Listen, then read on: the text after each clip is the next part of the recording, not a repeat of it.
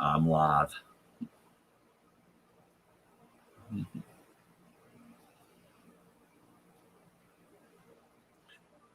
I'm live.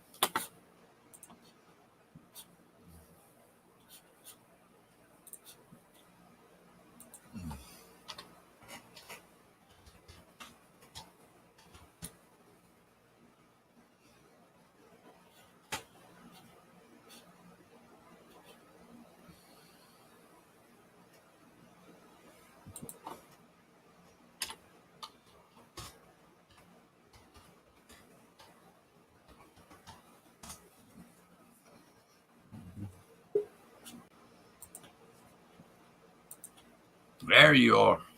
Hey. There we go. I hear you loud and clear too. What was that? Huh?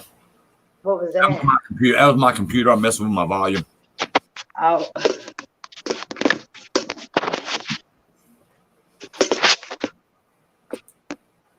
There you go. There. That'll save your hours. Appreciate it, Coin Dude. I told Coin Dude I appreciate it. He subbed me. Oh, cool. Lucky Mountain Bear in the house, though. I love Rocky Mountain Bear. I do too. I like Rocky.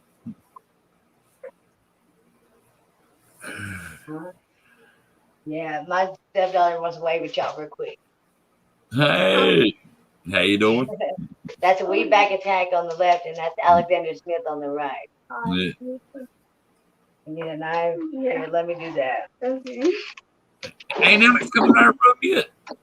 Huh? He's still in your room? What'd you say, Wheatback? Is Alex still in your room? Oh, shit. Is he still in my room? He must be, because he ain't in mine. Yeah, you have to end your stream. I did. Cool, Coin Dude. Hold on. Because he ain't in here. That's why I was wondering where the heck's he at.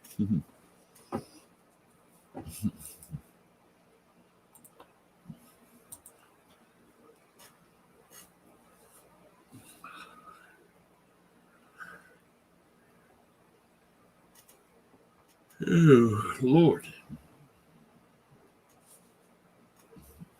Hey, Treasure Woman. How you doing, babe?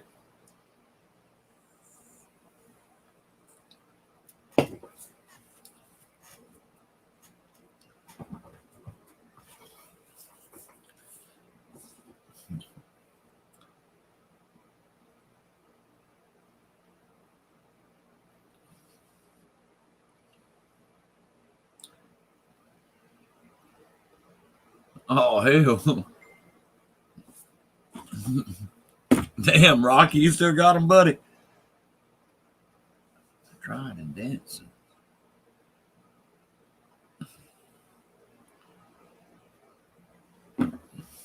I'm doing good, Treasure Woman. How you doing?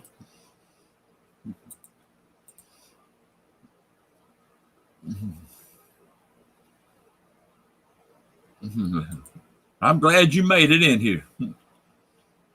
Hey, Silver Scorpion, what's up, buddy?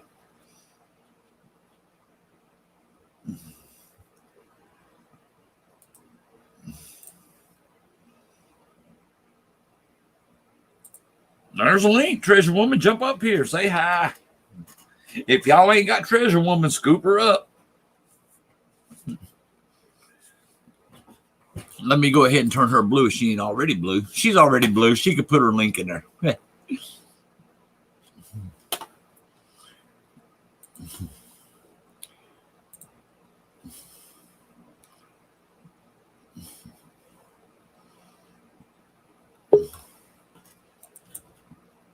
It is.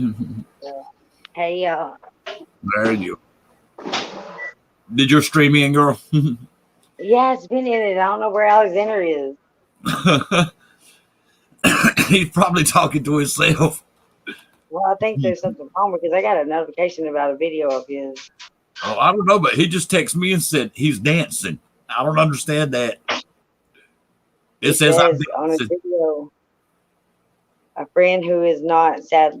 I see Alexander Smith uploaded a friend who is not sadly forgotten but dearly missed.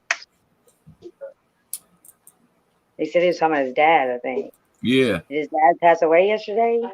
I guess. Everybody, here's a Treasure Woman's link. If you ain't got her, scoop her.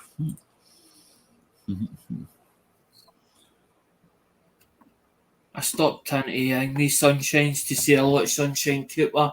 She's music playing. I got a message from you, Alex, that says you was dancing. I don't understand that one. You just text me and says you're dancing. I was like, what? She was coming off. It was time she'd 9 minutes left. She's been on quite a while. Sunshine Cooper. She's for the Philippines. Sunshine. I've known her for a while because it was one day. Then she took it the wrong way. I says to her, "Don't mod me," because I didn't know that at that time. And she made a big song and dance about it. But everything's fine now. As ding me, because I left it for months and then ding me, and then she was fine about it. I just don't, because when somebody's new and you don't know them, I want to try and get to know them, but I don't like being mod because to me, I can't float about. I can't float about freely because I've been a mod because you're a blue spanner. Yeah. And at the time, I didn't want to be a blue spanner, but I must have, the way I put it over, I put it in a abruptive manner, as in I didn't like her. I didn't like her. But I didn't mean it that way. It came out that way at the time. Because she was only just starting then. But she's done well. She's got numbers. She's got the numbers and all the rest. Vinny's done left. She works hard with that. Vintage left us, Alex. Oh, she'll be back. She'll come back. Our Bigfoot, my man. Bigfoot. No, because I wouldn't have been to sleep at all. Because that's what I'm saying after it kicked off. I was like, you know that way you hang me as in somebody says that, as in or somebody threatens you, I'm coming to get you, I'm going to get my boys to you and all that car and set about you. You end up, you can't sleep because you can't rest because you're like keeping one eye open and thinking, well, are they going to say what they're going to do? Mm-hmm. But instead of me antagonising it more, I was like, well, I block that. And Mum's like, what are you doing? And she's getting up in arms with me. You're not going to dent ship out of you, you know what it is. Mm-hmm. I'm like, Mum, I'm going to tell me I've got a phone. It's on the Nokia. It says blocking spam. So all you have to do is click that thing. But I was like, when it kicked off, I was like that. I was shaking. I was like shaking. Because I actually think she come on, because I went like that and she done a video call or she kept ringing on the messenger in a vid. So I put her on video call and took her down to Mum, and I was like, Mum, going to, as in, because I'm like, maybe be talking to her, it's going to make a difference. It's going to sort of stop it kicking off. Or no. She was wanting to ding me as in screaming, shouting at me down the phone. So I went into the kitchen. I went, who the fuck are you not in? Blah, blah, blah. And then I stopped and thought about it. Hold on a minute. You're shouting at her. It's not going to make a bloody bit of difference, mate. Just hang up the phone call. Hang it up. That's exactly what I did. And then when I came off it, I was thinking about it and I said to Mum, and Mum just looked at me and went, you know what to do with that? She went, that's a raving psychopath. Yep. Went, don't even bother with it. Just ignore it. Either ignore it or block it. sometimes I see mum's sense. If I see if I need advice or I need something or I need some guidance, go to mum. Yeah. She'll say to me. Mom she- knows best.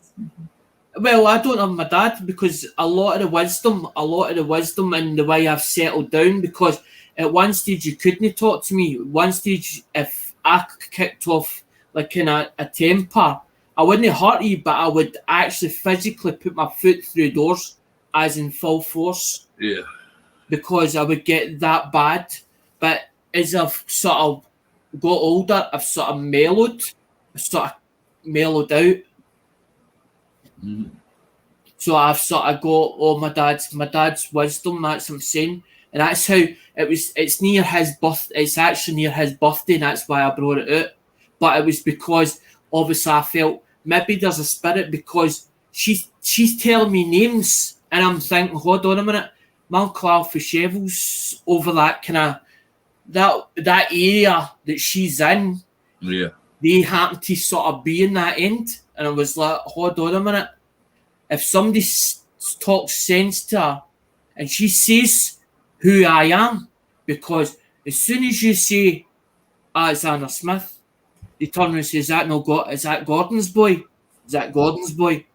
They know him as Gus in the motor trade, and he's well known in the motor trade as no through Glasgow, and as he's no so big at Scotland, but mostly in Scotland. His dad went to Yorkshire. He went to Ripon. He do big trucks and all that carry on, as in through his days. So he's been all up and down the country. So as soon as you say Gus the painter, everybody knows Gus. And if she'd have turned around and says, by the way, I've been down me ripping into Alexander Smith, somebody turn around and say, that's Gordon's boy. Mhm. What the hell are you doing? That's his boy. Yeah. I don't know if anybody knows, because I don't know if it was ever we put it in the paper or where it did go in the paper about dad dying, because I couldn't get names, I couldn't get contact numbers, and the contact numbers that he did have were unobtainable. Yeah. My dad worked for. So it was just like a small gather. It was a small gathering. It was sort of like family and that. It was kept sort of close. Yeah. So Hey, it didn't cost a fortune, because he's actually, that's what I'm saying, he's actually cremated. That's what he wanted. Mum asked him. Yeah. Rocky Bigfoot, jump up here. Treasure Woman, jump up here. That's what I'm saying. It's waiting to. I might do the video of putting the ashes in a bottle and show you actually the size of the bottle. It's like a square. It's on a keyring. It's only square. It's about that big, and the funnel is only about. It's like a tootsie funnel. Yeah. I'll show you having fun trying to put ashes in it. Mm-hmm. Hopefully I don't spill it all out in the flare or the floor as I'm doing it. I'll probably do it in that kitchen actually, because it's got the laminate, so I can just sort of brush it up. Yeah. Because I'll only take it's less than a spoonful, put it that way. It's tiny, the bottle, but that's because I says to him, if we do the scattering the ashes, I feel as if I've got nothing left of them. Because that jacket, where is it?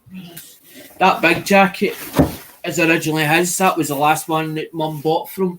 And she was going to take it to charity shop. Yeah. I seen it in the top of the bag, and I was like, I wonder if that fits me. I went round me like a glove. I was like, oh, that's mine's. Yeah. But Was that your dad's? money wise, never left nothing money wise. But that's what I'm saying. He left me all his wisdom and knowledge, so that goes a long way. Yeah. And it was like he turned around and says to me one day, we were at a car boot, and all of a sudden he turned around and he looked at me, and I thought, what is it, old man? What's the matter? He just looked at me and like that, because he would ask me there. And he says, son, I want to tell you something. he said, I'm going to say this. And he says, I hope you're not going to take it as in badness. He went, he says, you're brilliant at selling. He says, but see, you're buying. He says, you're bloody crap at it. And I was like, oh my God, did he just say? Has he just said that? Hurry up and brush your damn teeth, Bigfoot, and comb But your I damn think- mane, or whatever you got to comb. But I think after he passed on, he sort of gave me that gift. When I held his hand or whatever, I think it passed this like a spirit or something passed through me. Because about a week beforehand, I says to him, I says, I was emotional at the time, and I was up and down, and I was all over the place. I held his hand while Mum was out, and I says to him, I says, Dad, I says, I know what my job is. And I looked at him, but I knew he was sort of, I knew he was sort of dying, but he knew himself he was dying. I think he knew time was up. Because he kept saying to me, he says, son, he says, I'll not be here forever, you know. You tell me do your own thing, or your own. But the way he done it when I was 27, it was like, if you've got a woman now, fuck off, just go. Just go like that. And me and him sort of fell out back then. But I think that was his way of saying, look, because I did, Mum will tell you, I used to follow him everywhere like a lost dog. And sometimes he hated me being with him. But I wanted to know what he was up to and how he done things and how he operated and who he went to see and stuff like that, because he would go missing from time to time and you wouldn't see him for like hours or 2 days solid. Where the fuck is he went? Where is he gone? And Mum's like, he'll be alright, don't worry about him. Don't worry about him. He'll turn up. But he wasn't the thing was he wasn't a womanizer. He could charm the birds off the trees, but he wasn't a womanizer. He liked his motors. If it was a choice between motors and woman, motors would be his choice. Yeah. You'd find him in a garage somewhere, a backstreet garage, then something to a motor. Yeah. Because he started the trade when he was 15, and went right through it. He'd been on all the backstreet garages. He'd been in shop. He'd been in Dingley. He was in Laidlaw's as in our Airdrie until it packed up. He was in a Fairman engineering company. And then I says to Roddy one day, I says, Roddy, tell me the truth. I says, what did happen? He says, Ali, he was a rubbish timekeeper. He says, when he got up in the bloody morning, he says, that was what was down for. I says, but luckily he wasn't sacked, because it was the people that knew my dad's father, because it was my dad's father that dinged me that sort of opened doors for him. So it's like a tradition that flows through the family. But the thing is, I didn't produce any more boys. That's the worst. That's the worst part. So the legacy can't go on.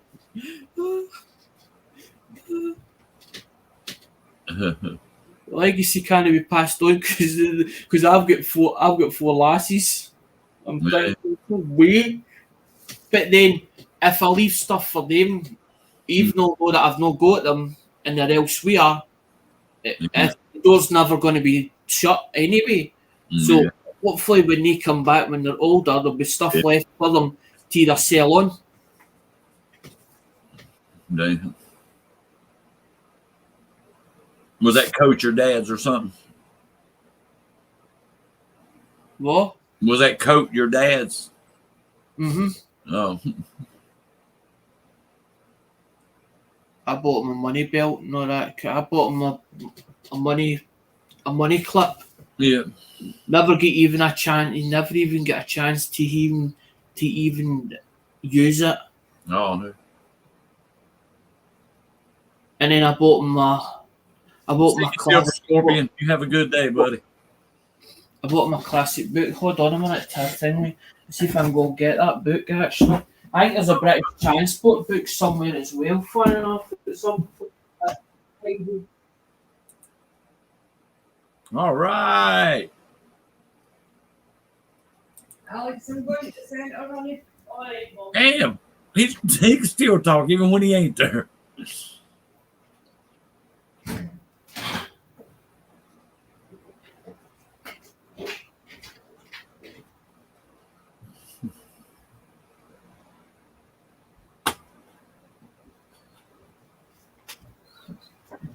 Yes.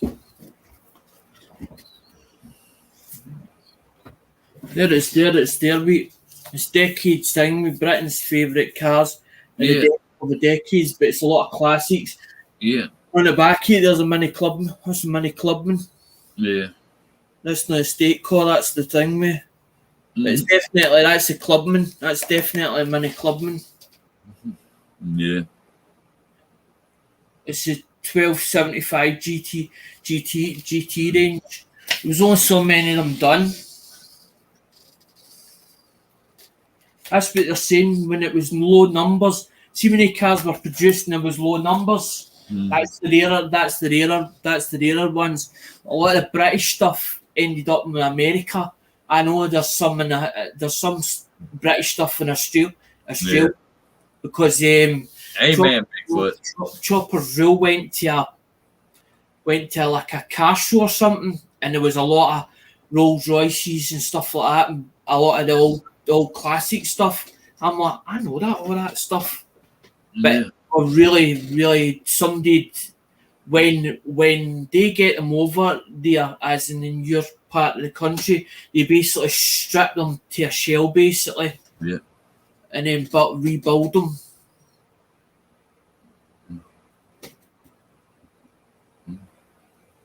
Yeah, he about 3 or 4 pots of coffee ahead of you. I'm not going to sleep yet. Ding me, I'll probably go for a cat nap this afternoon. That was her telling me that it's time she was just at the door. She got sent. She was letting me know that she got sent her because I'm locked in. Yeah. When Dad was still here, we couldn't lock the door. We had to leave the door unlocked. But I didn't like that idea. But we had, because he had the vascular dementia, in case there was a fire or anything, they needed to get in to get him out. But now that Dad's passed away, that's the door gets locked as soon as she goes out. I've got a key to get back. I've got a key to get out. But there's no point in going anywhere now, because 1 minute we're in the lockdown, then it's getting eased off, and then they're turning around and saying there could be another lockdown coming. So you don't know where you stand at the moment.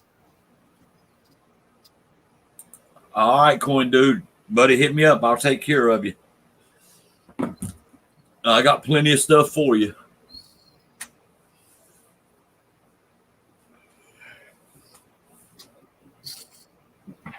Wheat's trying to call the thing, mate. Wheat's trying to call it. Yeah. No, because it's upside down. That's there. That's High Ho Silver's one. Where's my?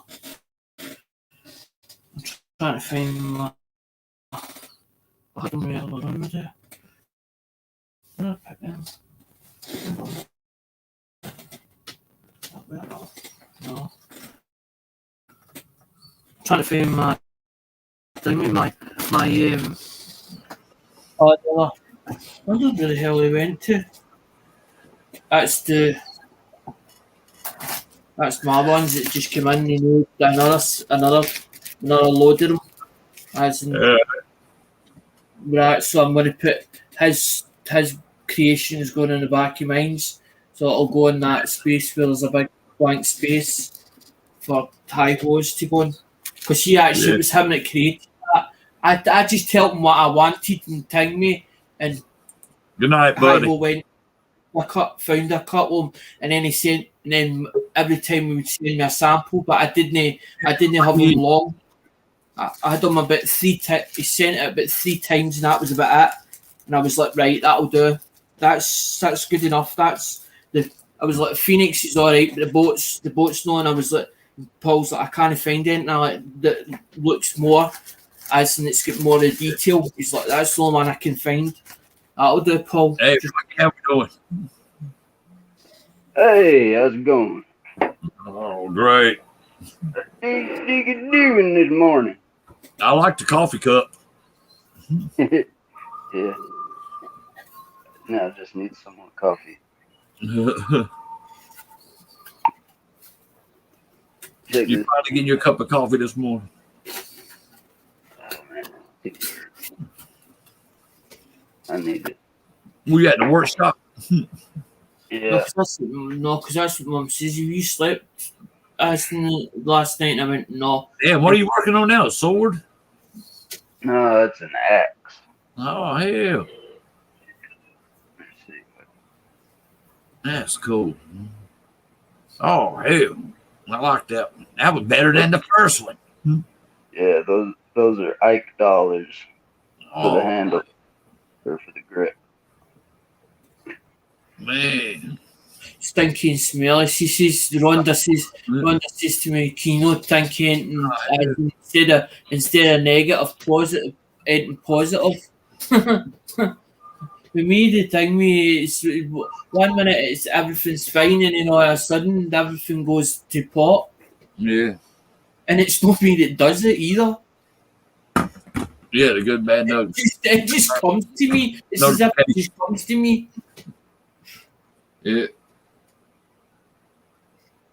That is beautiful. I like that axe. Hey, Rocky, we need some more Ike dollars there, Rocky. Do I need more Ike dollars? Yeah, because I got silver ones and clad ones. Whichever kind you want. Well, those ones are clad ones. I didn't know if you need any more for that handle or not.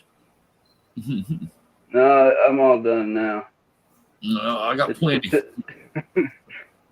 I these, I think 10 of them. Yeah, 10 of them. Does it? Yeah, I got plenty of them if you need it.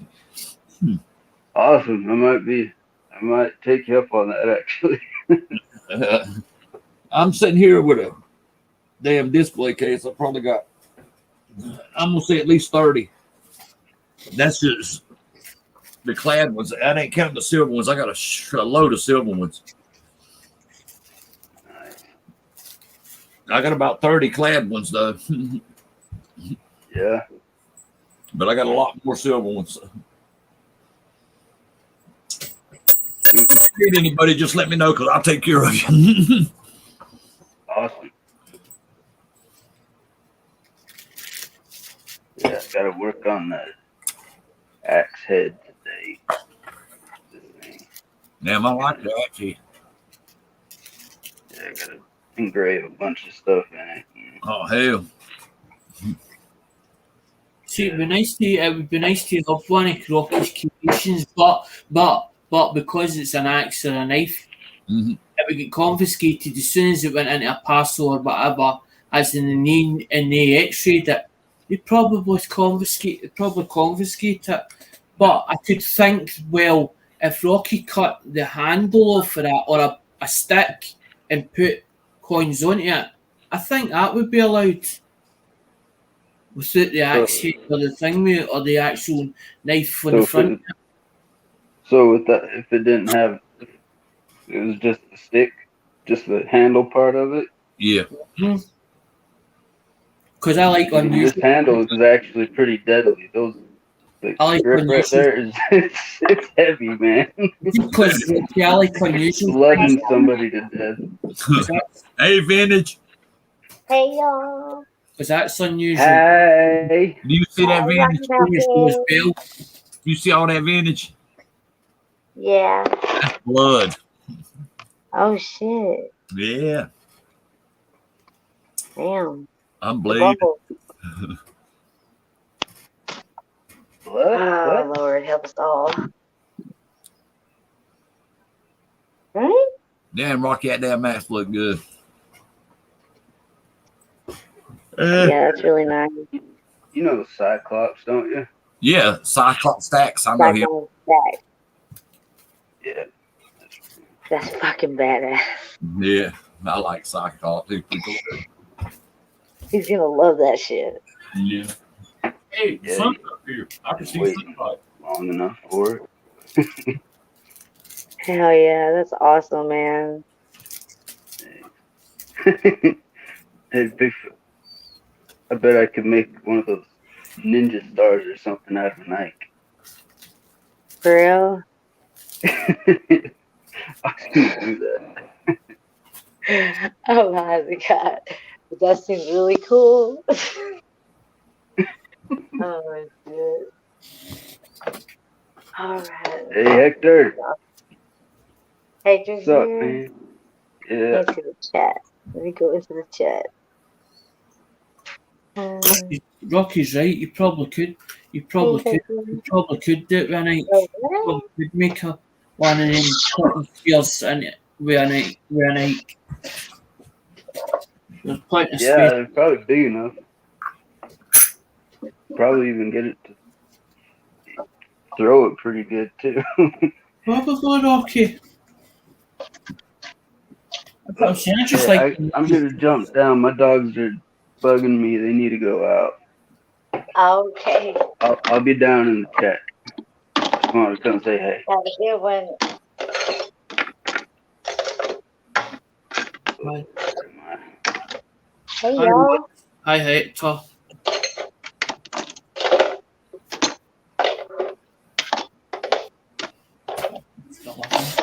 I'm doing dishes. No, pass up, man. 2 minutes, guys.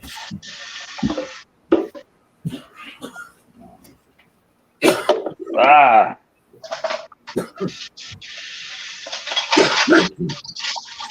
Harry. That flyer must have come a long way, as in that door when they put it through that letterbox.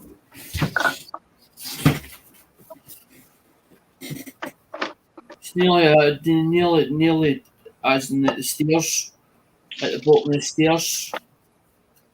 I heard it drop onto the floor. I thought it was a parcel because I'm waiting for that. They ain't coming for that. Did you just say you thought it was a possum?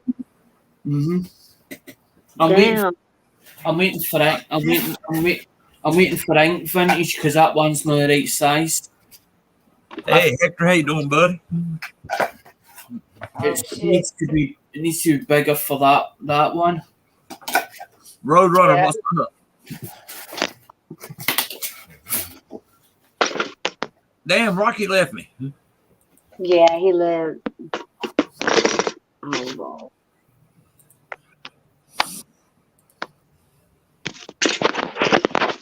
Oh, okay, Rocky. he said he'd be in the chat. All right. That's better. No, I heard it come in the door and it must have That's pretty good, Hector. dropped into the light, dropped into the laminate and went like that. So it must have flew like that, and then it stopped. As it stopped, you heard it like that. Yeah. It was just a flyer. Because usually this is a bit of time you usually come, because it's actually nearly it's 25 past 11 over here, so it's nearly a bit sort of lunchtime. Usually that's a bit of time, but the postman used to come here, but as in 10 past, 20 past 9 at one stage until they changed it.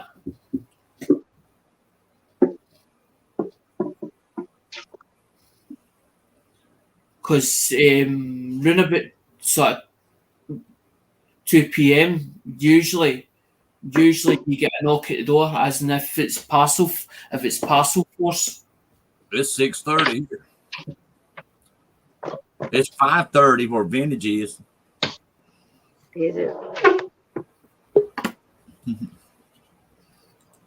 Hey, Hector, how you doing, buddy?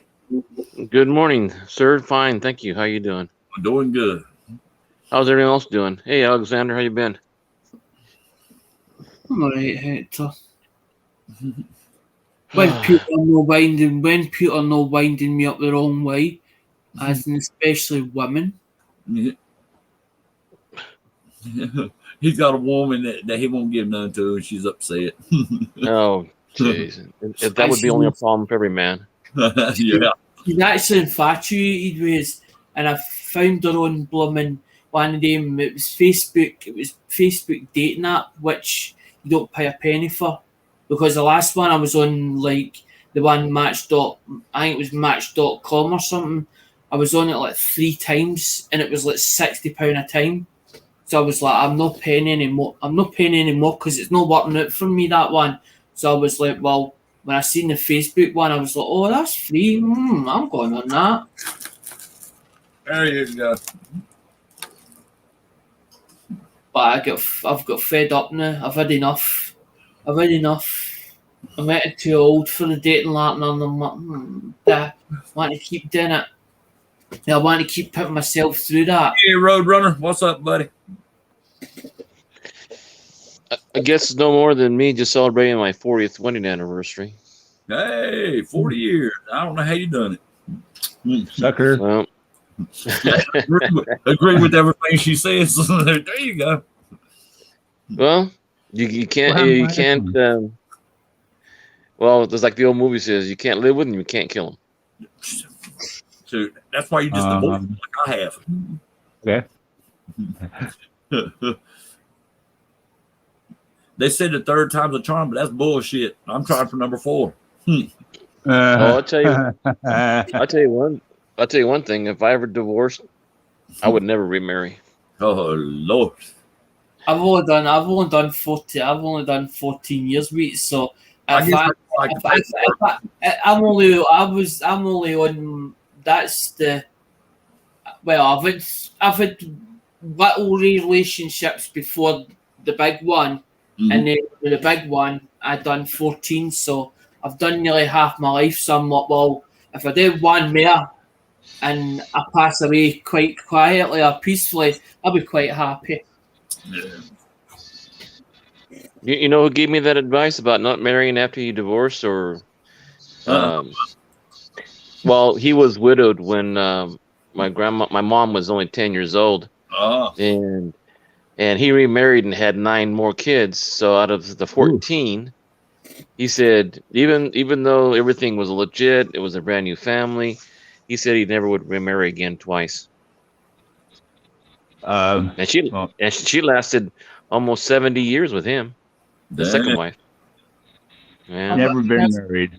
But hang on, Hector, when you get married, it's basically a piece of paper. It's a spoken agreement with a relationship. That's so what I said. If you can last without the actual signing of the paperwork. Yeah. Actually, to me, a piece of paper, doesn't mean like that only. Well, it's just like I'm sorry.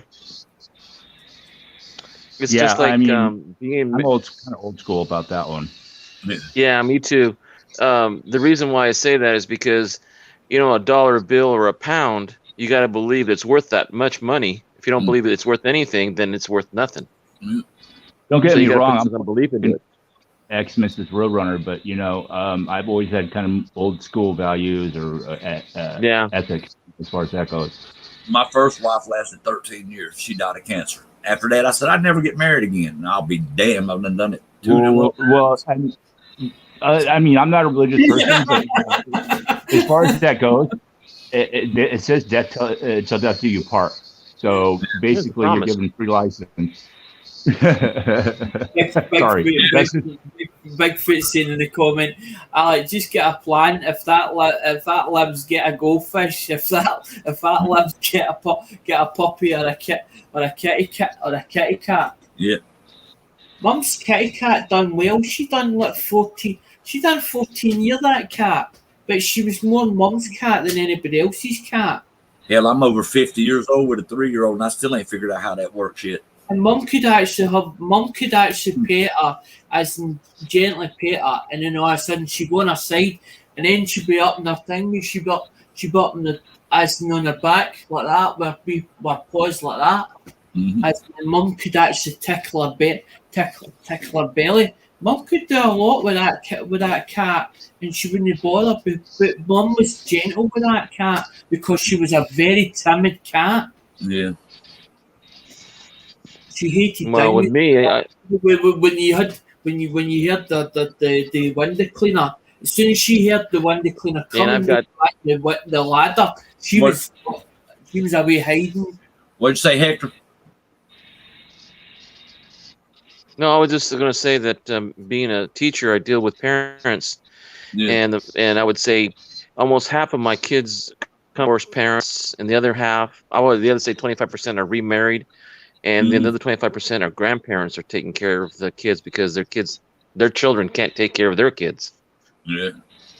Hell, you're a So parent it's at 15. Hell, you're a grandma at 25. What the hell? That's how it's working now. no, believe me, that's true. I come across that all the time. It's crazy as hell. Back in Well, my day, Yeah, he sees all the demographics involved with all the different people that bring up the kids. I mean, that have to deal with basically. babies having babies. yeah, I tell parents, be the parent, not the friend. Yep. Kids experience better with parents that are parents and that can say no and explain why no. You know, like my grandson. Oh my gosh, he's going to be 9 this year, and he's already thinking about driving and getting older. I said, hey, slow your roll. Take your time. You don't have to rush to be 16. You don't have to rush to be 21. Yeah. And I tell the kids, my own students, the same thing. I said, when I tell them that it took me 4 years to date my wife and a year to be engaged, and then they said, well, did you have any kids before you got married? I go, no, that wasn't things in my time. That was my era. Because I'm going to be 65 Well, take a this look year. at it like this. A bunch of us were pretty close to the same age, general, and think about how many people were brought up the same. A lot of us were. I mean, the percentage is way higher, and then I don't know, just things fell out just fell out the door. I don't know. All I know is that we were brought up a certain way, most of us. Okay, and you know it, I know it, and it's weird how everything just got out of control. I don't understand. Oh, I can give you a little bit of leeway in how kids think about nowadays. Is think about the individual. They don't think about anybody else. They don't think about their brother and sister. They don't think about their parents, their grandparents. They're really thinking about, and I wouldn't say this is general of all the students, but for the majority, when it comes to a certain decision they have to make, individual comes above anything else. Other situations may come with they believe in something else, or they're able to share. But for the most part, I hate to say this, but sometimes they think of me first before they think of anything else, the consequences or anything. Yeah. I know my little. That's true. That's true. Very true, actually. And but I just can't help think about just the people that I know, especially that I actually still socialize with, or just basically have a common upbringing with, and age and everything else. We get that, we have that old school, basically knowledge. I mean, our grandfathers and the way things were back in the old days and how they grew up, and our parents, and then with the advent of basically technologies and not be able to control things, things got out of hand. We lost a generation for sure. That's all I got to say. About that. I mean, yeah, my 8-year-old told me the other day, said, I'll call DSS if you want me. I said, yeah, I'm going to beat you till they get here, too. That's how I told him. I will tear that ass up now. I don't care. I'm still old school. I will whoop that ass. I counsel on sometimes the teacher. I mean, as a teacher and parent, I tell them that you can spank a child as long as you don't abuse that power. Yeah. Corporal punishment. Yeah, my You know. my dad. My dad was an ex-boxer. He was in the air army. He fought in a war, and you didn't cross him. You knew that you know if you say something, you better back it up, and if you can't back it up, you better sit down and just listen.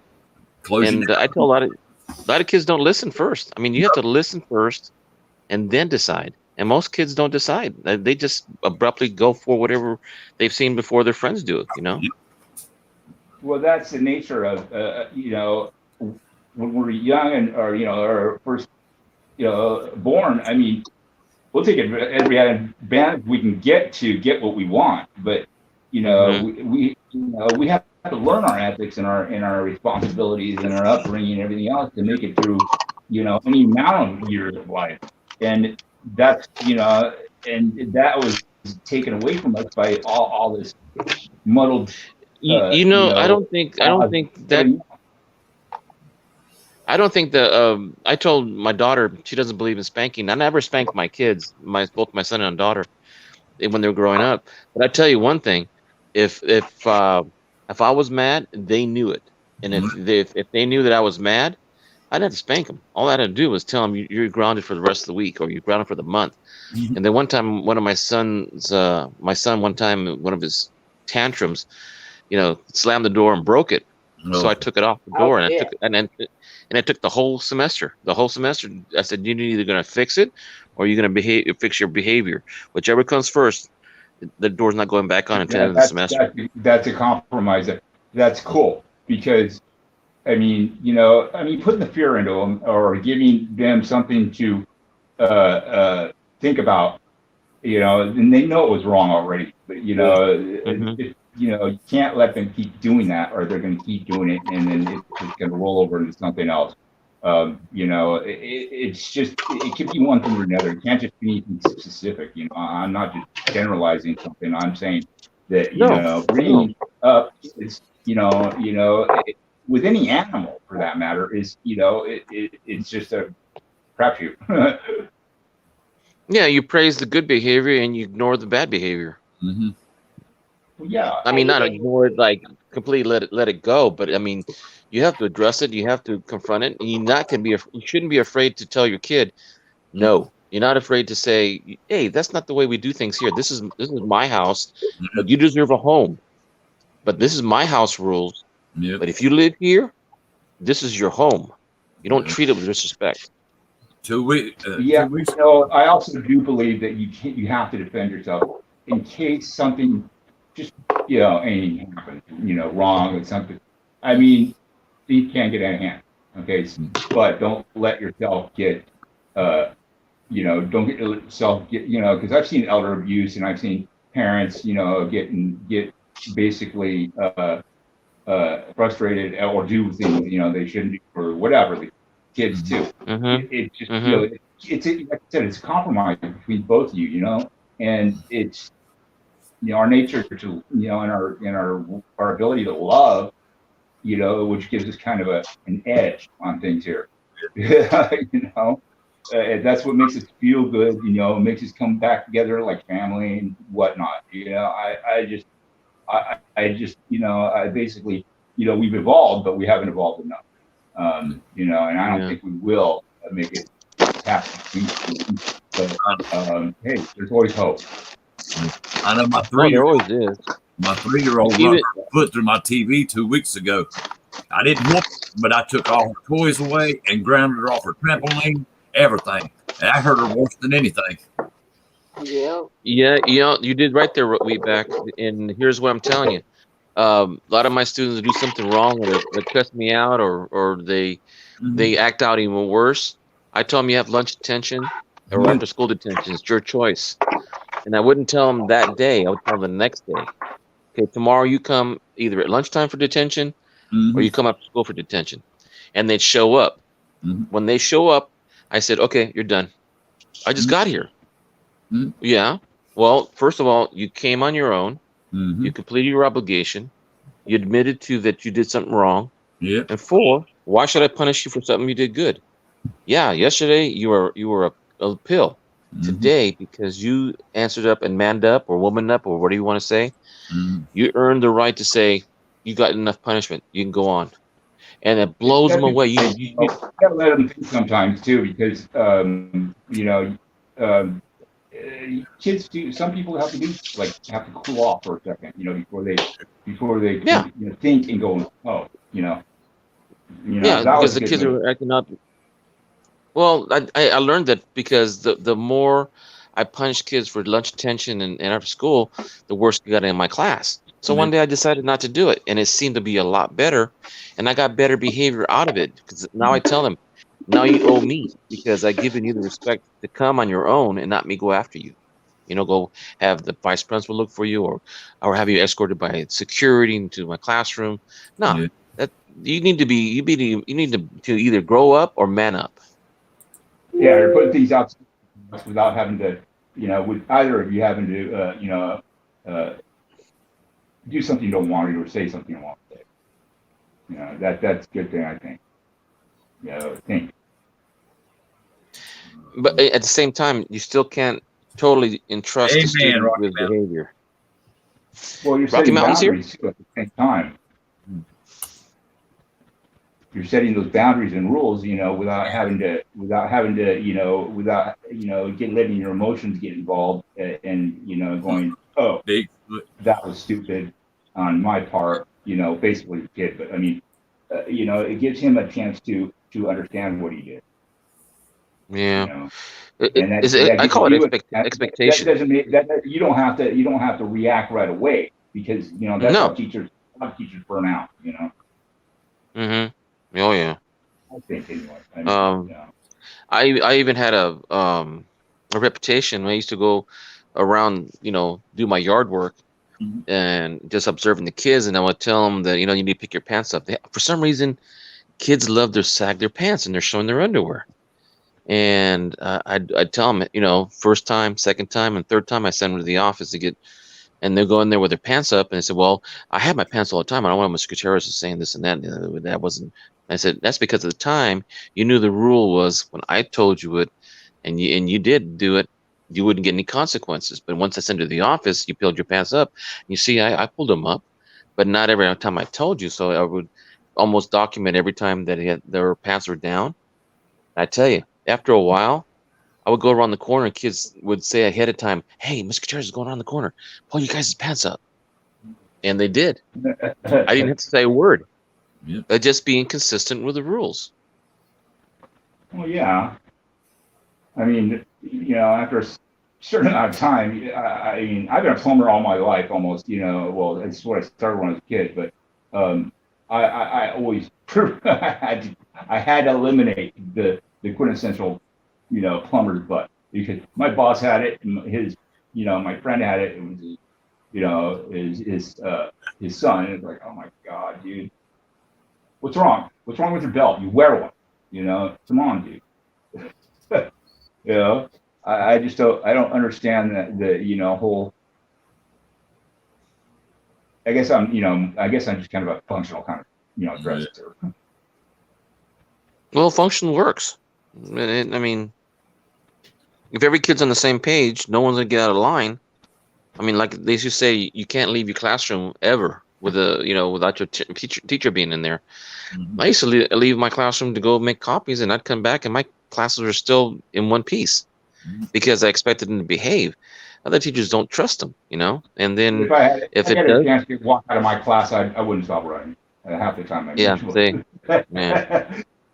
yeah, I've seen those. No, you know what I mean. But I just, yeah, I understand. I understand the way they want you to. God, you can't trust a kid to go down the hall to the bathroom and back again without any trouble. Then I mean, then the trouble, whatever trouble there is, it's not the problem. Or it is a problem, but I mean, it's got it should I mean, things, there's like a discipline involved there. Once you get to a certain age group, age group, and school, it just kind of elevates from there. Left. I mean, come on.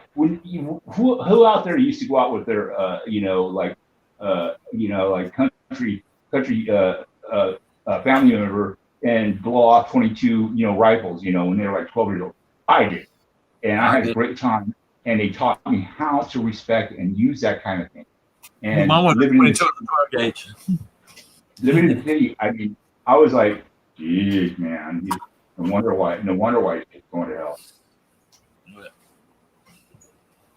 I remember a story one of my friends told me that his grandpa took him out and had a old-fashioned single dual barrel. What was that, single or double barrel action? I forget what the term he used, but it was a 12 gauge. Yeah. Put a watermelon in front of him and told him to pull the trigger, on this 12 gauge. It only had one shell in it. He shot it off, blew the watermelon, and told him, "See, this is what happens to your head if you point in the wrong direction." Mm-hmm.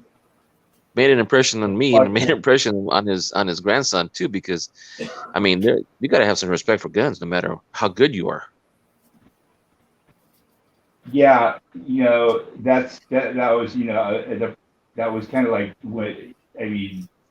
People, were just getting these guns. The kids, in school too, they were just getting these guns, and they did not know what the hell they were handling, and then when they thought, the damage that they could do with it, I mean, it was just odd how people like that just grew up, man, and became weird with guns like that. I remember when the drive-bys first started back when I was living in LA, man.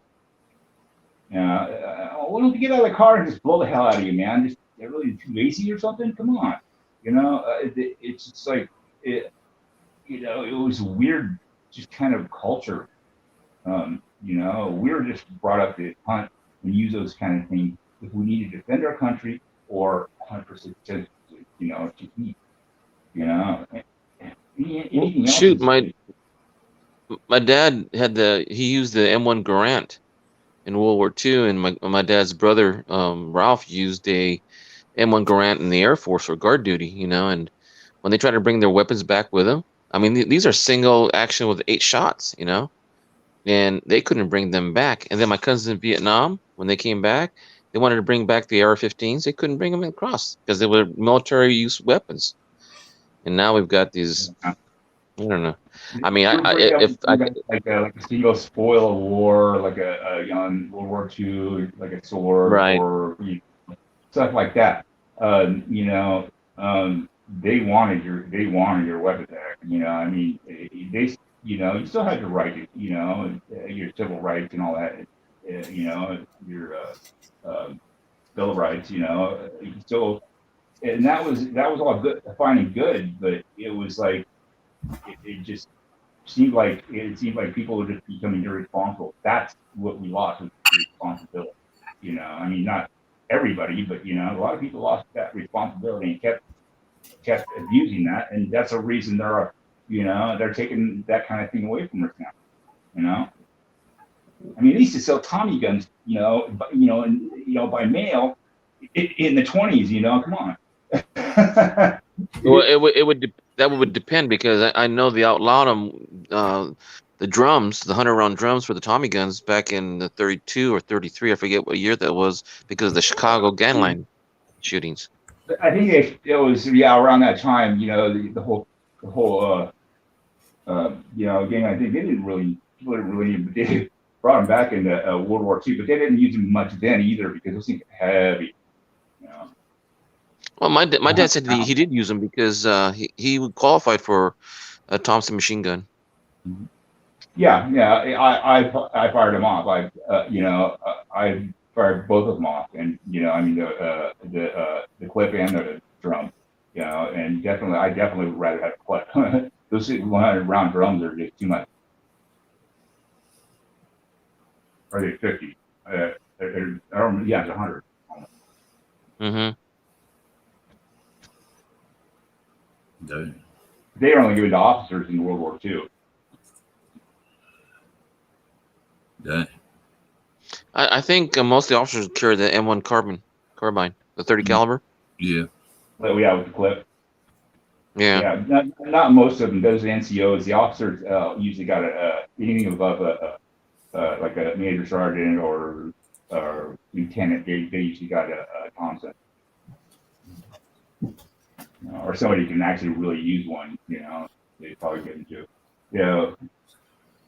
Bigfoot. So what's going on, Chad, over here? What are they talking about? He can't afford the ammo. He can get the gun, but he can't afford the ammo.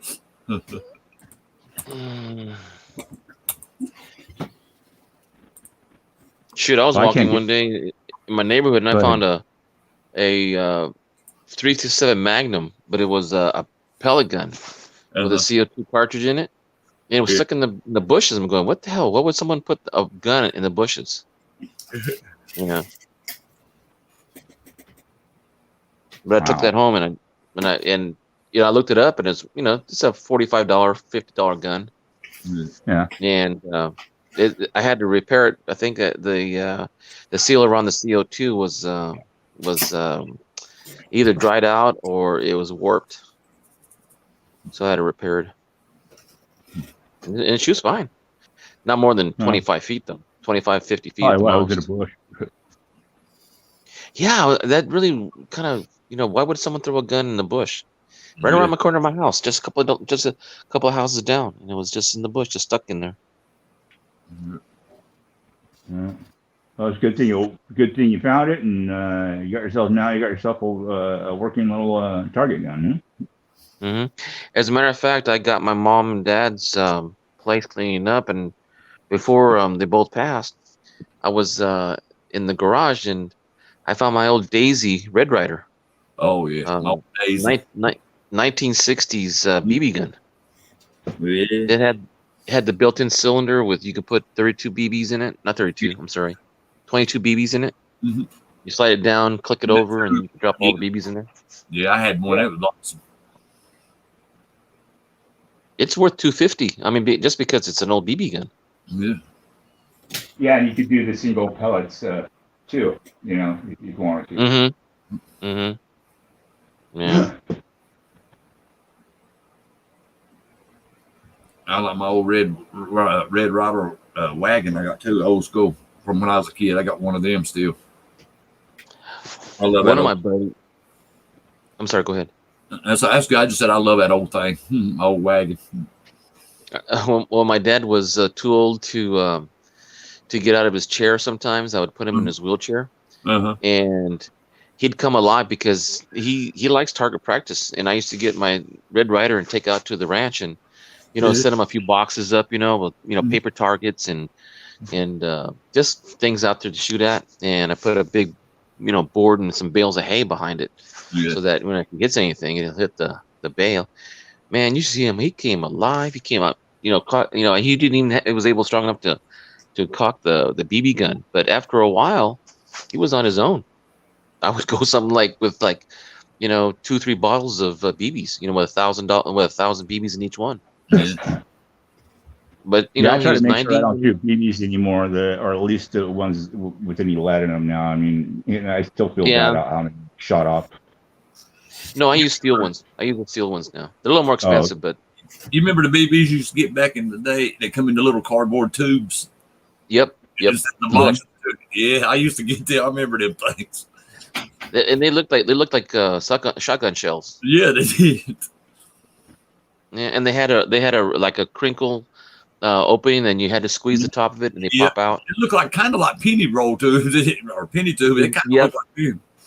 Yep, exactly. A friend of mine, his grandfather used to be part owner at the Seaside Company down here. It's a boardwalk in Santa Cruz, and he let us go off on those. They have those actually they look like Thompson guns, except they're BB gun, and he let us go in there and blow them away. And one Halloween, he mounted one of those tennis ball shooters, one of those air ones, and we had pumpkin wars and egg wars with some of the neighborhood schools, and they didn't have a chance. They weren't expecting that. Remember, you were familiar with the boardwalk in Santa Cruz, right?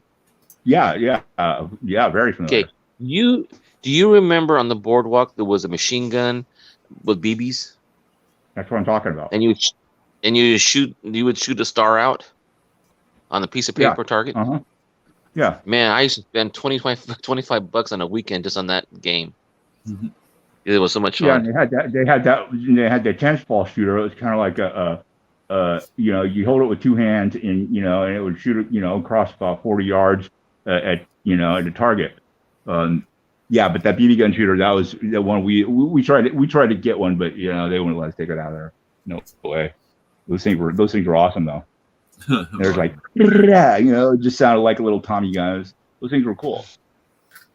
I was talking to someone the other day who's real knowledgeable about air rifles, and he was telling me that in England they have the best guns for feet per second, capacity, all that kind of stuff, and really more modern guns that like it can, like a 177. They even got a 22 caliber pellet that can knock down. That one that Downway Road was talking about. It's used. They use air compress. Fairground person I know has got one as in a shooting gallery, and it's basically a thing. It's an actual air compressor, and it's got a hose attached to it. But in the bottom of it, it's like just looks like a square box. It's like a square box, and it's full. It's basically full of BB bullets. Basically, and that's what it does. It's the air pressure that actually puts it up into the thing, into the chamber. But it's got quite a big spring in it. You're talking about at least that a spring. Yeah, I understand. They're pretty powerful. Yeah, it's kind of like basically a man's version of a BB gun, except this thing's pushing these whatever cartridge it is. I'm sure that shape and air pressure and chamber has something to deal with it. I've never seen one actually, but I've heard about them. No, yeah, I went to their they're on YouTube too.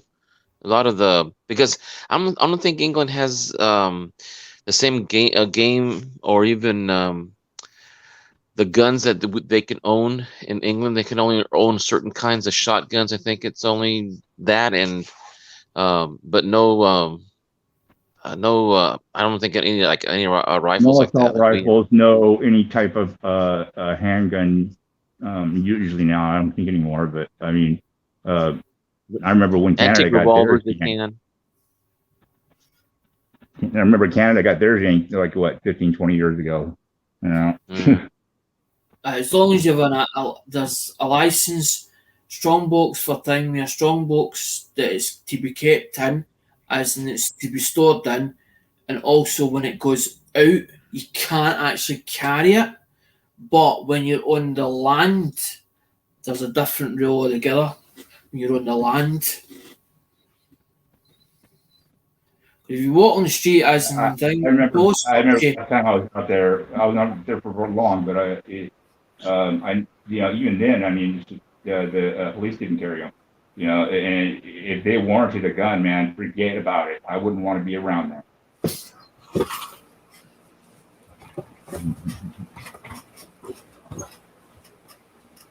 I remember we used to have a lot of dairies here in the area in the Central Valley, and they started one by one. They started leaving, and they're all moving more south in Tulare County. Mm-hmm. And the guy that used to make a living, he would have infrared lens and a BB gun, and he would go out and he'd get paid by the rat he would catch. I mean, not catch, shoot and kill. Yeah. Hey, Hector, I'm gonna run next door. I'm gonna run next door. I'm gonna be gone in about 2 minutes. I'll be right back. Y'all keep talking. Yes, sir. Yeah. So he'd get paid like $2-3 a head. And some nights he would, bag about 100. This was okay or not? Well, they'd always be eating the grain feed, and sometimes the mice or I should say rats. Oh, okay. The dairy. Counting on the critters. I thought you meant the cows. Yeah. He would just use a light sometimes, but then the lights, when they saw the lights, the mice would hide more. So then he went to infrared, and he'd pick them up on even night vision. He would use it depending on how bad the infestation was. Man, he'd come home. He said, "Oh, I made $300 a day." Jeez, and just killing rats because they would come out feeding. Since most rats and mice are Oh yeah, nocturnal. they're not hard to track. They're like any other animal. So yeah, I get that. Trying. The Australia is going through that right now. They're going through major critter invasion again. After the fires, man, things started growing, and then all the rodents started, sprouting too. Wham! Didn't they have a rabbit problem a while back? Oh yeah. Mm-hmm. I know up here. I don't know how familiar you are with the Sierra foothills, but we have a lot of feral hogs, and buddy might want I've me to got go cattle hunting with it. in Kernville area, but I have never seen any hogs yet. Oh, really? Yeah. Well, there's a whole bunch of them up here. A friend of mine has 200 acres. He was leasing out for his cattle, and he asked me to go up one time. I said, "Wait, what are you going to use?" And he goes, "Bow and arrow." No, I've seen those boars, those wild boars, go crazy when you shoot them. They don't go down right away. Yeah, that's a little brave. I prefer something a little bit with some stopping power. Well, his dad used a 45, an 1911 automatic Yeah, 45. I'm He'd carry like 7 or 8 clips in his belt. Yeah, but I mean, I just sooner carry a long rifle. I don't like to get up and close anymore, like that, unless it's necessary. Mm-hmm. Yeah, I've seen some videos on YouTube where in Texas, this guy was using a Mini 14 and he was using it from a helicopter, hitting the pigs. Tough. It I'm must not be sure good shot. Yeah, well, yeah. Well, just can you imagine how many he could knock down in an hour? And pick them all up and have them all and how many you can't because of the helicopter. I mean, everything you got to compensate for everything in a helicopter. That's like ultra extreme tough. Well, I've seen him. You should check it out one of these days, Roadrunner. I mean, different guys. I mean, they hit 5, 6, 7, 8, in one flight. One passes. Yeah, no, I've seen it done. Personally, I'm not that good from a helicopter, but yeah, I mean, just God, that most of those guys got to be, ex-military because, that's hard to do. You just even from a standstill from a distance, you got wind, you got temperature, things a moving target. It's vibration. Yeah, I think that's why some people like to get up and close. They're like, okay, bang, hit. But yeah, I would rather be far away. Have you seen those pins where the people use remote controls and they have video cameras? Buddy. America's Silver Patriot in here. He said, "Hey to everybody." Hello, everybody. Hey, so America's Silver Patriot. Eric, what were you talking about? Remote control, Hector? Yeah, they have these pins. They set them up where they have corn feeders, and every hour they drop corn until they get motion detectors sends a signal to the telephone, and the telephone turns on the remote camera, and they can see how many are in there. I've seen some pick up to 40 hogs in a pen. They drop the gate and they trap about 40, 45 hogs at one time. Oh, that's cool. Live catch. Yeah. Hi, Dale. How you doing? It is. You catch them live, and you can pretty much dispense them how you please. If it's done right, that's better than going shooting off. It's a big danger you can avoid. Most of them I see use the 22. That's all I've ever seen them use. Yeah. Yeah, well, I That also close with seen, the big. I also seen, illegal or heard of illegal trap like that. It just I've known people that have worked for, or off their land or the services. They've had to dismantle stuff like this. They've had to, they find cameras and too, because these people wait for, just kind of sit there and throw up a camera and go home. And if they see anything keep cruising by, then they go back and that's how they hunt. That's not legal. Yeah, but in Texas, I think But they can. well, yeah, I mean, it's Hey, Dale. calling them. It's a big problem out there with Yeah. wild boars. Dale is here in Coin World, UK. He's here. Yeah, Telling everybody hi. Bug just came in. Yeah. Oh, America! I didn't see him. Yeah, America's in here with us. I said hey to him a minute ago. Oh, I'm sorry. I was listening to. Wasn't listening. Oh yeah, there's the link. Dale, America, jump up here. Hey guys, it's 4 o'clock in the morning, and I need to get me. some sleep because I got my granddaughter tonight, and so It's 7 o'clock. I've been You're up lucky. all night, and I got to be at work at 8, but I ain't going this morning. I'll call them and tell them I'll see them tomorrow. There you go. Well, you folks and everybody in chat have a nice, and hope you guys all had a nice 4th of July. No, We had a great one. It was the best, for us.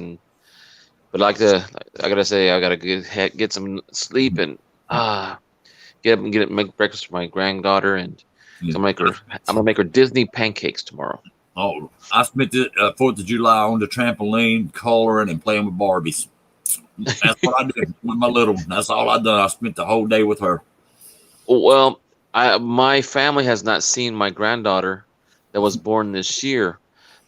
She was born 8 days after Mom passed, and so it's kind of like bittersweet at the same time. But when we showed to the whole family, it was the first time we had a chance to do that. And they hadn't seen my other granddaughter since she was born, and that was 2 years ago. Yeah. So this is our chance to catch up. So we had a really, really nice 4th of July.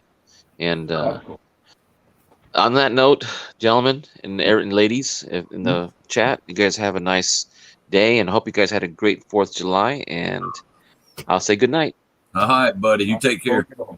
You too, sir. Thank you for letting me come up, guys. Oh, anytime, buddy. Anytime. You're welcome. Good night, sir. Good night, Good night, ladies and gentlemen. Next victim. And then there's 3.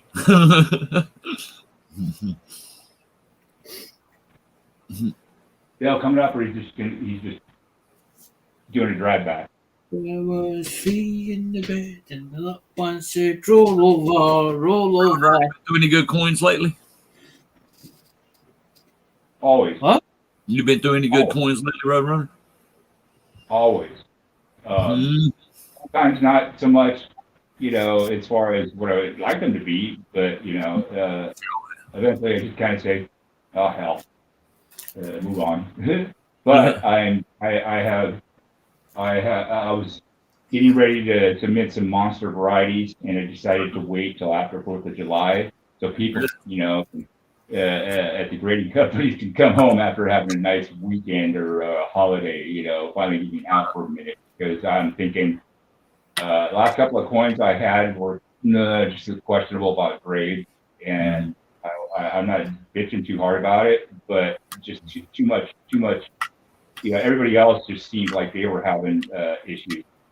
Yeah. And this goes across the spectrum, and I'm just like, and PCGS, they did just switch parent companies, I guess, and they dumped the CEO. Well, not officially, but he technically resigned, and there's not a new one yet. Oh. And in between this whole time, I've been like, I haven't wanted to submit anything cool or decent, Yeah. I know. Plus, I was waiting for a market to evolve out of this one variety. It's a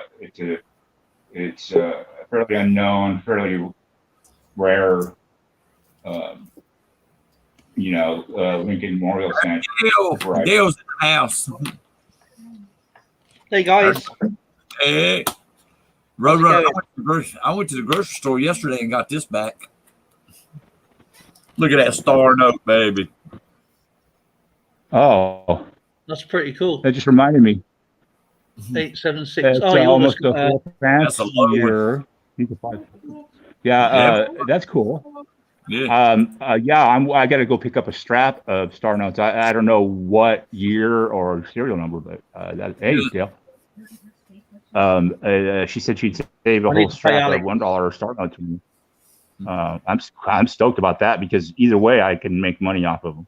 Oh yeah, this one right here was about an average minute, or there was 9,850,000 and that was 3,200,000 of the 9 million. Oh, Dale's got some goodies. No, I'm showing off GWs. The ones I was just taking the mickey out of Alex, just showing coins out. So I decided to do this. I'm going to start it. I can go a big one on all. As the thing with one where they've, because they're like, I put them into like threes. change letters. Oh, he's got a bigger cup. He's got a bigger jar. He's like that. Yeah, I don't have too much of my British collection left. But they're not British. That's not British stuff. That's American. You talking about some British stuff like this Roadrunner from the 18 and 1900 large cents? Oh no, I haven't gotten that elaborate yet. I was working on kind of a couple of typesets, of the British Empire, like 1936, but I'll never get the dot 36 from Canada. It's all doing Alex. Right. Click up stuff like this. I'll give you a hint what I'm getting ready to submit. It's in my icon right there. It's in my icon. 1936 right there. Yeah, but there's a Canadian variety called .36 cent, and I think only 3 are known ever. I got bunches of. They're like it's like a $3 million coin. It's kind of like our 43 copper. No, I'm going to be submitting. This is my icon shows the exact same coin. I'm going to submit. I was waiting for a market on it. They sold one just recently, and so now I have something to base it on and put a price to because mine is much better condition. Yeah. Okay, there's one coin. There's one coin you can't get hold of, which is a British coin, and it's a 1954 Queen Elizabeth II. Yeah. 1954 1 penny, and you cannot get hold of it because they only made one. Oh, okay. I do have the 1953 though. They're a 53D, but the back it's the front it's red. The front it's red, but the back it's not. The back it's not. It's sort of toning. The back here. For not that much of an old coin, it's really low mintage, and then they stopped making these. Yeah, they just made one 1954 Queen Elizabeth II coin, and then there was a massive gap from 1954 to 1961.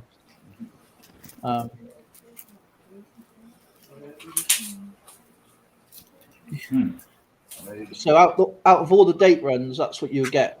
You tend to take me coin well 61, 62, 63, 64, 65, 66, 67, and then the 70.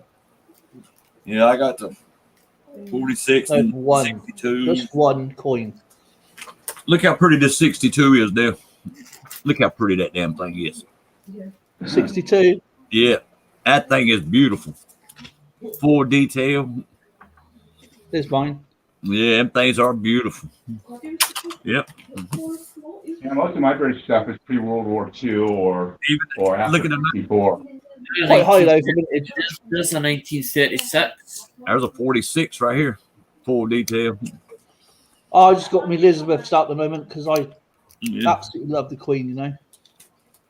Hell, the 1929 looks good, just as good as all of them. There's a What 20. I'm doing at the moment, I'm working backwards. I've decided to set myself a target rather than going through different coins and different. Yeah. So now I've got the full set of the crowns. Yeah. I've done my shillings. I've got the Alex may know this one. Here you go, Alex. I got something for you here, mate.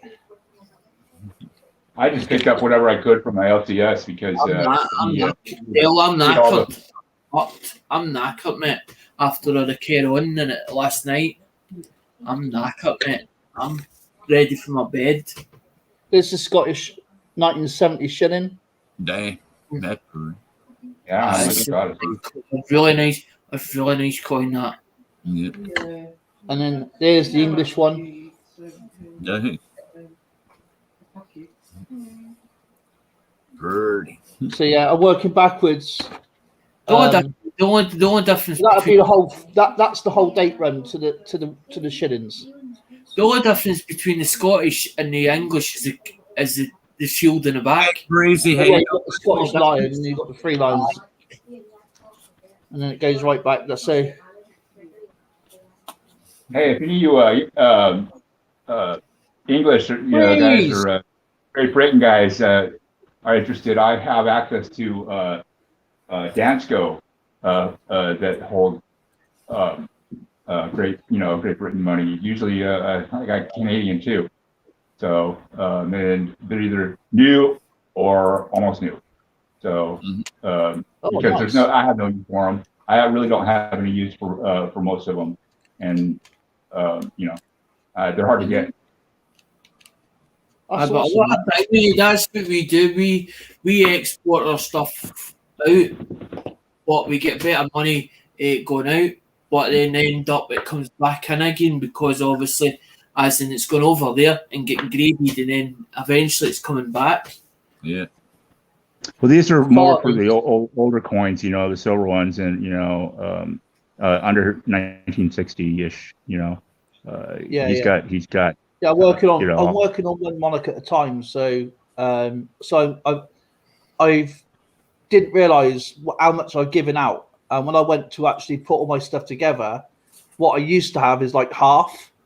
So I'm slowly rebuilding again. So I said to my wife, I goes, this is what I'm going to be doing. I'm going to start Queen Elizabeth pre-decimal, then work backwards. So that's exactly what I'm doing. So I set myself a goal now. So that is what I'm doing. And I'll be doing her dad, which is going to be King George VI. And then going backwards. I think that's probably going to be the easiest way of doing it. Because what I don't like about our Royal Mint at the moment, they've stopped the 2 pences and they've stopped the £2 coins, but they're still producing them in sets, which is kind of crazy. I don't believe in that one little bit, to be honest, because they're coming out left, right, and centre, and they're almost £20 a go. And I think that's unfair. I think that's just a ticket to try and make money. Mm-hmm. Of course. So basically what they're doing, Dale, is they're holding the coins back or telling you that they're not producing them anymore, but they're only for the collector's market then. Basically, it's dirty buggers. Still negotiable. That's what kills me. It makes me sad when people sink my ships. I look after them. I can't get any sailors anymore. Nobody wants to come to work for me on my boats. I've got holes everywhere. I'm fed up with welding all those holes. There's no holes in my boats. My boats are like Swiss cheese.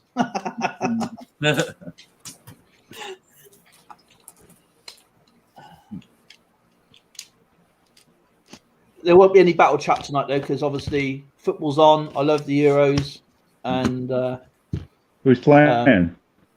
Italy and Spain tonight, and then tomorrow night's England versus Denmark. He'll be shouting at the telly, "Come on, fucking Phil!" I've been rooting for a lot of teams this year. I've been rooting for like Germany. Even though Germany lost against England, but I was rooting for him because it's just one of those games that only comes around once every so often. And I was saying that, we was just chatting with me, Austria, Stacker, Silver, and all them was chatting. And I had some messages, we don't know if I goes, England's only ever beaten Germany in an afternoon game. And of course, it was an afternoon game. We beat them again. So it's really good. So the odds were for you, huh? Yeah, exactly. So they beat us all the time. It was a different time. It was like West Germany back then. But the last person to score at the old Wembley was Dieter Hamen, and he used to play for Liverpool. And he was the last person actually ever score a goal at the old Wembley. But he was an amazing player, though, really, really good player. And of course, it was. He never ruled Germany out. And I said, do not rule Germany out until the 89th minute, until that whistle blows, because they're likely to score 4 goals. You know what I mean? So yeah, it was a really good match, to be honest. It's been the best Euros ever. So how's Breeze for me? Nice to see you. Say hi to Lee Forrest. But yeah, it's been amazing. Actually, it's been really good. Anyone who's actually really played, and the best game of the tournament was Germany versus Hungary. It was just full of passion. It was really, really good. So we don't really, obviously, England, Scotland played well, Wales played well.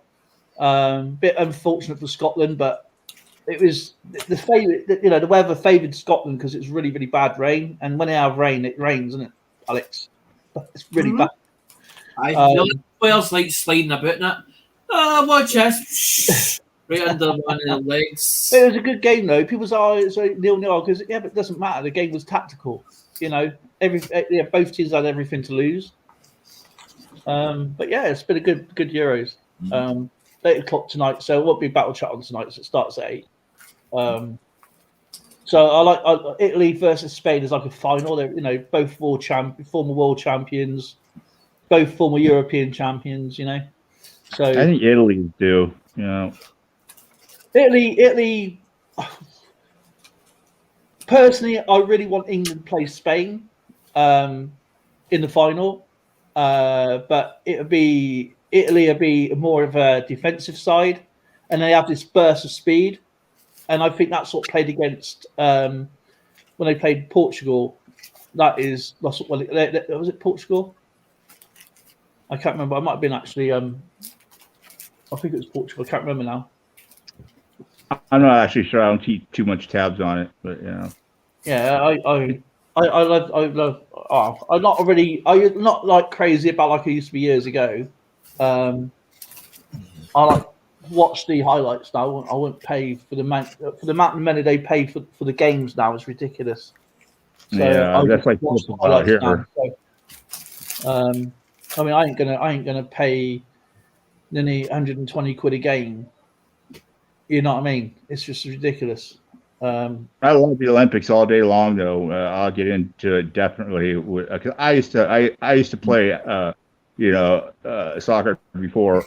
Actually, my mother wouldn't let me play American football, and she let me play soccer all day long, and that was my game for until junior high, and then I just kind of did not do sports pretty much after that. But that was my favorite. I was always a goalkeeper, Oh, so was I. I was a goalkeeper. That was a damn good one too. Yeah, I scored 4 goals in what we would call semi-pro, which is the Wheatback League. I scored 4 goals. If I was out a goal, I'd be in defence because it's quite rugged going in there. I didn't really care. And I will claim this 1 goal. I don't care what anybody says. I will claim this 1 goal. We had like a wind that was coming. It was like really, really bad rain, and it was like behind us, but the wind was behind us. So the pitch was kind of like downhill a little bit. It wasn't exactly flat, and we decided to play the first half with the wind and rain against us. So the balls were like coming at me left, right, and centre, and it was 0-0 at that time. And anyway, I ran down the wing, and because of the defensive system we had. Yeah, totally. I understand that. Yeah, 'cause everything's just everything the being Windows pushed it towards was like it. defensively, everything was coming at us. There's not much And pitch, so we as you thought, say. we played the second half, obviously, and they put me on the left wing, which I at the time I had an injury when I did karate. I couldn't really kick my left foot, so I ran down the wing. It was pretty quick at the same time, and I got virtually up to the halfway line, just over about 5 or 6 yards over. I went to cross it with my left foot, and I booted up in the air, and the wind caught it, and it just shot in the back of the goal. Mhm. And I went, yes, look at that. And I went, they was all doing, oh, that's not true. You know, there's all like, even my own team was going, oh, that's a fluke and everything else like that. I guess I'm claiming that one. You know, Rubinho sort, I'll eat your heart out like. And but yeah, it was like the wind just literally took. I knew it was a fluke goal, but I was going to claim it anyway. So, going, yeah, whatever. And but yeah, it's like a once in a lifetime goal ever. I just scored 4 goals. I played for. I didn't even like football when I was younger. I was forced to play it. So it was like 21 till I was like 36. Mm-hmm. But my knee went like this. My knee went snapped up like that. And That's my little baseball too. But, sports. Sports as far as that regular. I kind of migrated to surfing when I moved. That's one thing I never tried is surfing. I would love to do that if I was younger. It's fun. It's fun. You don't have to use a regular surfboard. I mean, boogie boards or body boards, or even body surfing is cool too. But back in '82, we had what they called it El Nino, and we were getting the Pineapple Express just shot straight up at us, and actually down, and we were getting well over 20-foot waves, just one after the other. I mean, it totally just decimated the coast. Oh wow! Jeez. Yeah, that was a learning experience. Oh, there's a lot of it down like the southeast coast, like Newquay and Brinkworth, Tor Bay, and that right down there, because obviously that's the edge of the between the Irish Sea and the English Channel. So it's a lot of weight going across there, and you get a lot of surfers down there. They actually do national championships down there. You might have even heard of it. But, I mean, but we're talking about extreme. The riptide, between the riptide, the debris in the water, the size of these waves, the unpredictable sets. Oh yeah. Oh God, yeah. I mean, surfing Hawaiian waves, regular, tides was a dream compared to this. I thought that's how it was all the time, because that's how I had learned, and that was crazy. I got actually trapped about a quarter mile out. I had to be taken in by the Coast Guard.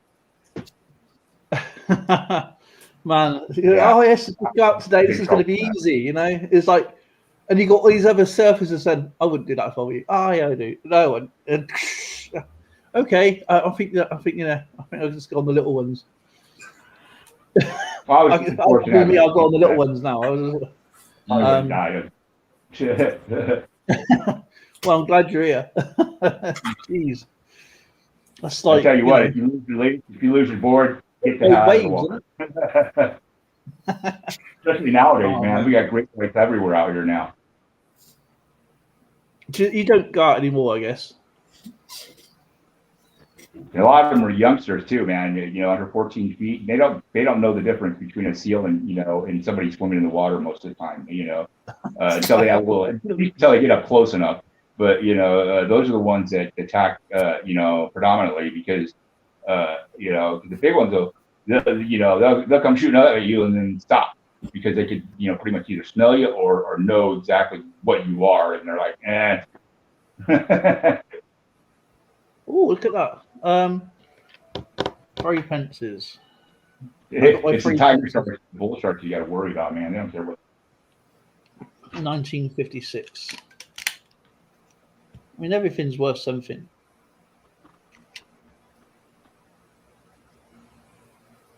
I'll say. Yeah, I'm getting rid of my whole Canadian collection too.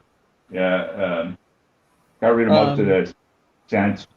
All my nickels got to go. I got them down to, I think. Your nickels? Yeah, Canadian. I think I got them down to the early 1900s. Oh wow. Yeah. Oh, yeah. Yeah, I would say if it's 1956, 1956 is a lot of mintage years back then, 36 million. So I would say a couple of dollars maybe. Well, I've already sold a couple of Dansko style books for, you know, and that I think that started from 22, I think, and up to 60 something because there were extra spots. But yeah, I got rid of a couple of those, and I got a bunch of singles I need to get rid of. I'll probably give most of them away, or if I don't sell them. But yeah, I'm starting over again. It's time I start over.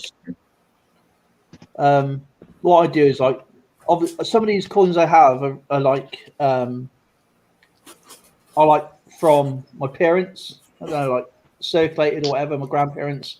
And then what I do, I put them away and I replace them with better ones. So, but yeah, I would say, I'll say a couple of dollars at least on those coins anyway. The more expensive ones are the later ones. You go down, depend on the mintages, the Monarch. Yeah. But yeah, I'm just reading what. I seem to find a lot of you know, like AU uncirculated ones because people are always bringing them into the into my dealer shop, and you know, he's got this, you know, a bucket for whatever, you know, foreign, a bucket for American, you know, cents and whatnot, and you know, it depends on who gets there first. Gets pick of the litter. Dibs, yeah. We ain't got anything like that over here. See, that's like where I am now. I mean, the person I deal with is literally he's like an old guy, and I send him off a little bit of money every so often. And the hey Jessica, how you doing? Hey Jessica. Morning. So yeah, it's like. Yeah, as a matter of fact, he offered me some numbers, or throw out a couple of numbers to buy his brick and mortar, and I was like, I'll probably not take him up on it, like right this moment. I'd like to own it, but I'm a hunter. You know, I like to find them and flip them or whatever. You know, I don't want to be stuck in a shop. No, you want to. Independent selling is probably better. Even do an auction on here. It's like I always like when I did auctions. I did a couple of auctions, and I just give people like first dibs on here, and then I go and sell them elsewhere. And that's what I've done. Or I do if I've got overs, I'll send them off to people who needs them. And I thought I had a lot more than I did. And when I was looking at when I was actually putting into Monarch order to what I used to have in my catalog, I was thinking, oh my God, I ain't got that anymore. I haven't got this anymore. So yeah, it was really, really difficult to keep tabs on. Now I've got a much better catalog. And I thought if I do it this way, I know what I have and what I have over. So what I do have, I put in like into extras. So yeah, it's I think it's a much better system now because I've got a target now. Yeah, he seriously needs to modernize it, but he ain't going to do that. So, and you know, and I'm sure I could, because he has a whole gambit, you know, currency, coins, exonumia, you know, paper money, bullion, you know, books, whatever. I mean, not only in his shop, but I can't imagine what he has at his home.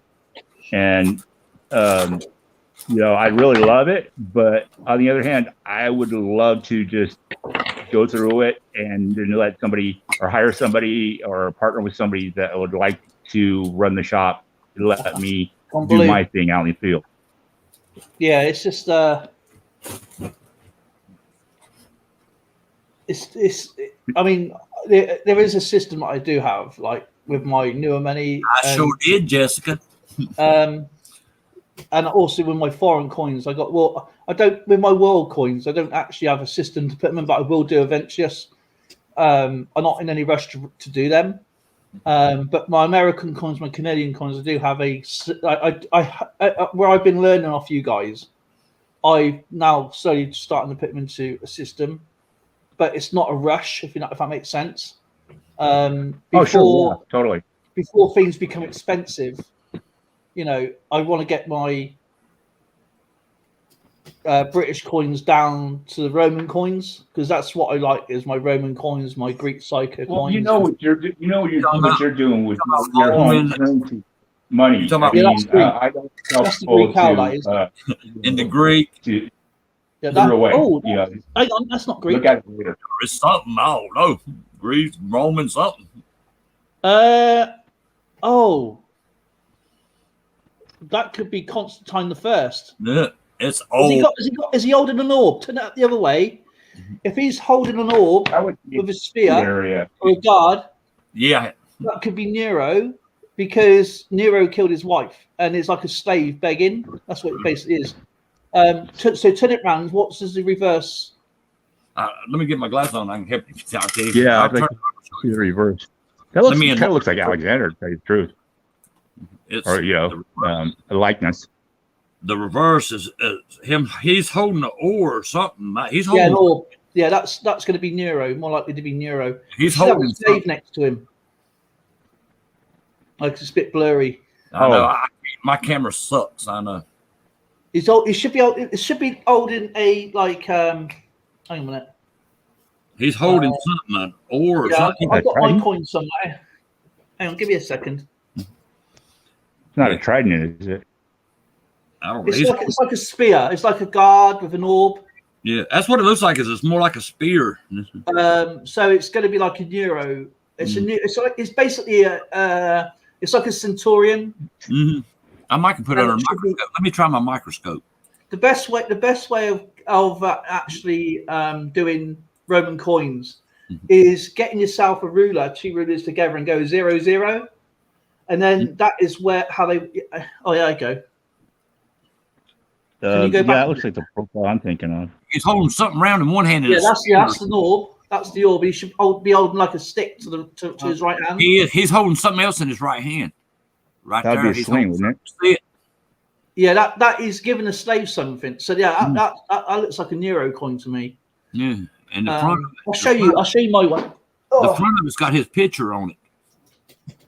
That's what the front looks like. It looks like he's wearing. It should be spiked crown or something.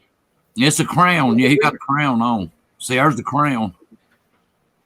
And it looked like spikes. Yeah, see it. That looks a little older. But it's not. It's like a wreath. Yeah, a scepter. But let me just try and find some of my ones a minute. There's his face. It still looks good. Still got his face. Yeah, I think you'll find that might actually come from United Kingdom. He's got curly hair. He's got curly hair. He's very much. He puts you in mind of Neptune. It's old, I know. And then I got this one. Because I've still got to classify some of mine. It's got the owl on it. The AEO or AOE or something, or the owl and the. Yeah.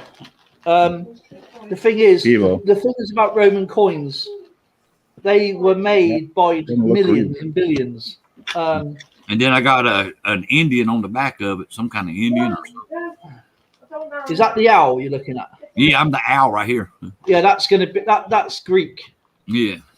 That's something to do with the owl. I can't remember what it is. I need to see the lettering and know just on which one, the owl or the either side. I'd like to see some lettering. This here says AOE. See, AOE or something. Yeah, that's going to be like something like Athens or something. That looks like Greek. That's Alpha Epsilon Omega or Alpha Omega Epsilon. Here you go. Here you go. Put me back up a minute, and I'll show you this one. And this is Antonius. Similar. Yeah. Look at the size of that. Look. Yeah. And this is what you're looking for. Something like this. Mm-hmm. Yeah. With the scepter. And this is 247 to 250 AD. Yeah.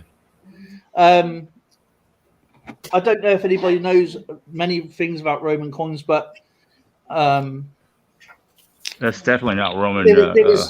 there was so many Roman emperors at the same time, not just one, because obviously the Roman emperor is so sparse, right from right up to say like Hadrian's War, right back to Spain, almost up to nowadays, like obviously right past Cairo. So there was so many Roman emperors. Sometimes there were 5 or at the time. So that's why you get so many. What my goal is on that is to get every single Roman emperor. Doesn't matter what the coin is, but to make sure. And I got a Valens coin here. This is one of my favorite ones. I like that little one because he's holding a scepter or something. Yeah. That's going to be something. I'll find something else for you a second. This is Valens. It's 348 or 340. It's 300 something. I think if I looked at, I do that coin scope thing and pulled it up. This is a Valens coin. Hold on, man. Yeah. And this is 364 AD. Yeah. Hang on, I got to run the wrong way in a second. There you go. See it? See the slave there? Yeah. That was kind of rough. So I don't think it's Roman. It's pre-Roman. He's actually kneeling to the slave because what happens in the Roman days? Every so often, the slave becomes the owner to the, so the it's basically like a role reversal where the owner becomes the slave and the slave then becomes the master. Yeah. And if you serve 10 years or 15 years, you become free. And that's why these coins are on there. And I've got a Probus Mark Aurelius coin here. Mark Aurelius. You won't be able to see it very well, but it's been confirmed. This is copper. You can tell it's copper because it goes green. Yeah, the tone. Very well. Yeah. But let's get it the right way first. There we go. Yeah. I think that's the right way. I can't see it. My it's backwards. Yeah. There we go. That's his head there. Dang. But this is copper. This is a copper one, and that's Probus Mark Aurelius from 232 to 282.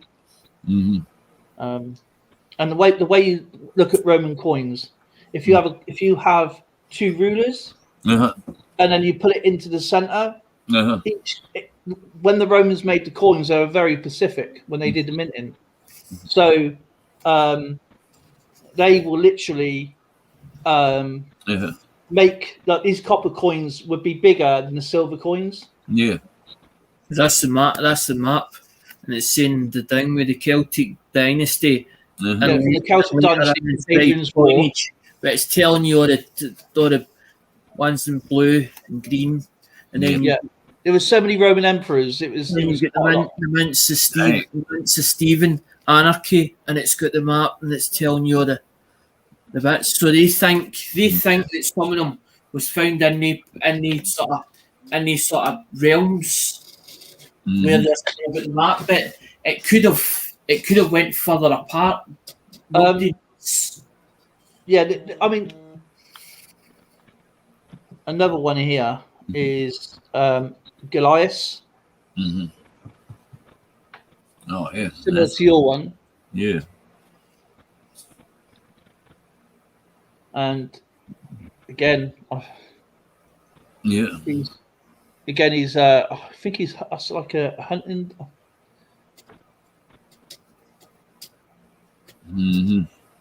I think he's actually hunting. I think that's actually. I'm not sure if that's a rabbit there or something, but the reverses are something what they were doing at the time, depending. I don't know if I should clean my Jesus coins or just leave them dirty like that. Keep them as they are because they're part of the DNA. Like this This is the one probably similar to what you have, Mhm. which is the Constantine one. This is probably the nearest one I can. It's right because I've sealed them, see, and they've all got writing on them. So gives you all the information. I've seen that figure with the holding stuff somewhere. I can find out almost right away if I got to the shop, but that ain't gonna happen until later. This is Constantine the First. Yeah. Oh, that's similar to the one I got. That Indian head on it. It looks like it's a head on it. Yeah, well, that's similar to the back right there. Yeah, so that's what I said. It might be a Constantine. Yeah. Yeah, it's confirmed. We got a museum at the top of just literally about a mile away. We got a natural history museum and things like that. And there's a guy there who collects coins. And when I don't know what they are, now this one here, this is actually quite weird because you've seen Gladiator, haven't you? Oh yeah, that's my movie. Okay, right, okay. This is one. This is an awesome one. This one.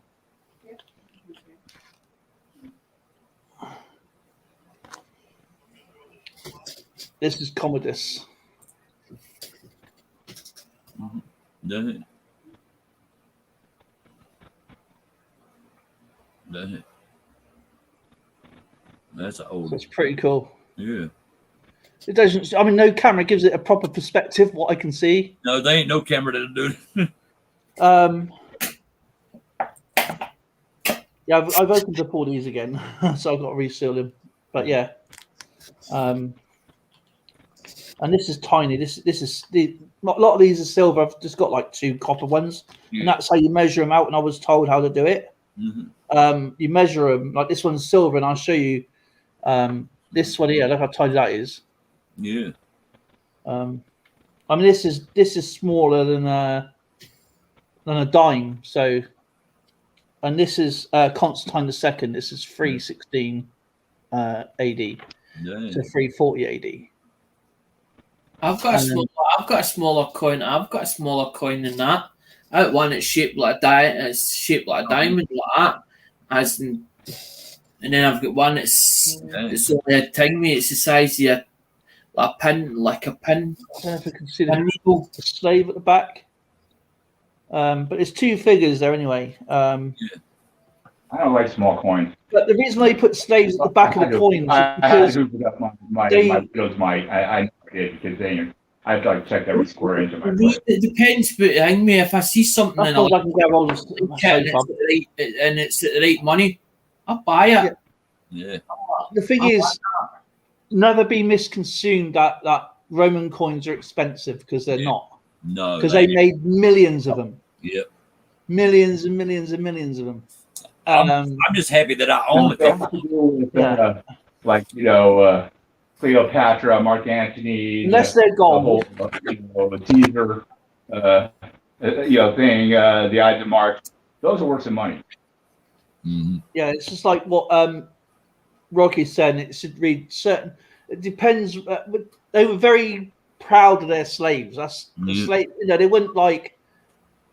I guess when you say slave, they're probably like a maid or they treat them really well, to be honest. Despite what the history books say, they always put them on to the coins because they were just as proud to have that person. I wish you know what the person's names were, but once you were free, you went up in society. Hence the toga colours and stuff. So, I love reading about major history stuff. So, this is from people that are into this stuff. They're really the metal itself was always worth something to use either for money or war. That's kind of how the system still worked. Yeah, exactly. Yeah, exactly. I mean, the Romans and the Greeks, they enforce weird laws. That some of them are still in place today. Funny enough. There's my email, Rocky. But yeah, it's because when we go, the museum's only more than about a mile away from us, and I've taken some. When I had my pirate coin, because it was it had a bit of French in it, a bit of Spanish in it. They just said it's European cob. It's definitely a 16th century pirate coin because it's got 6 on it, and I can't remember the name of the actual wording of it, but and he's well into coins, and but some of them he's done them for me, but he's like on Instagram. There's a lot of Roman experts as well, and they just literally go into Roman coins, Greek coins.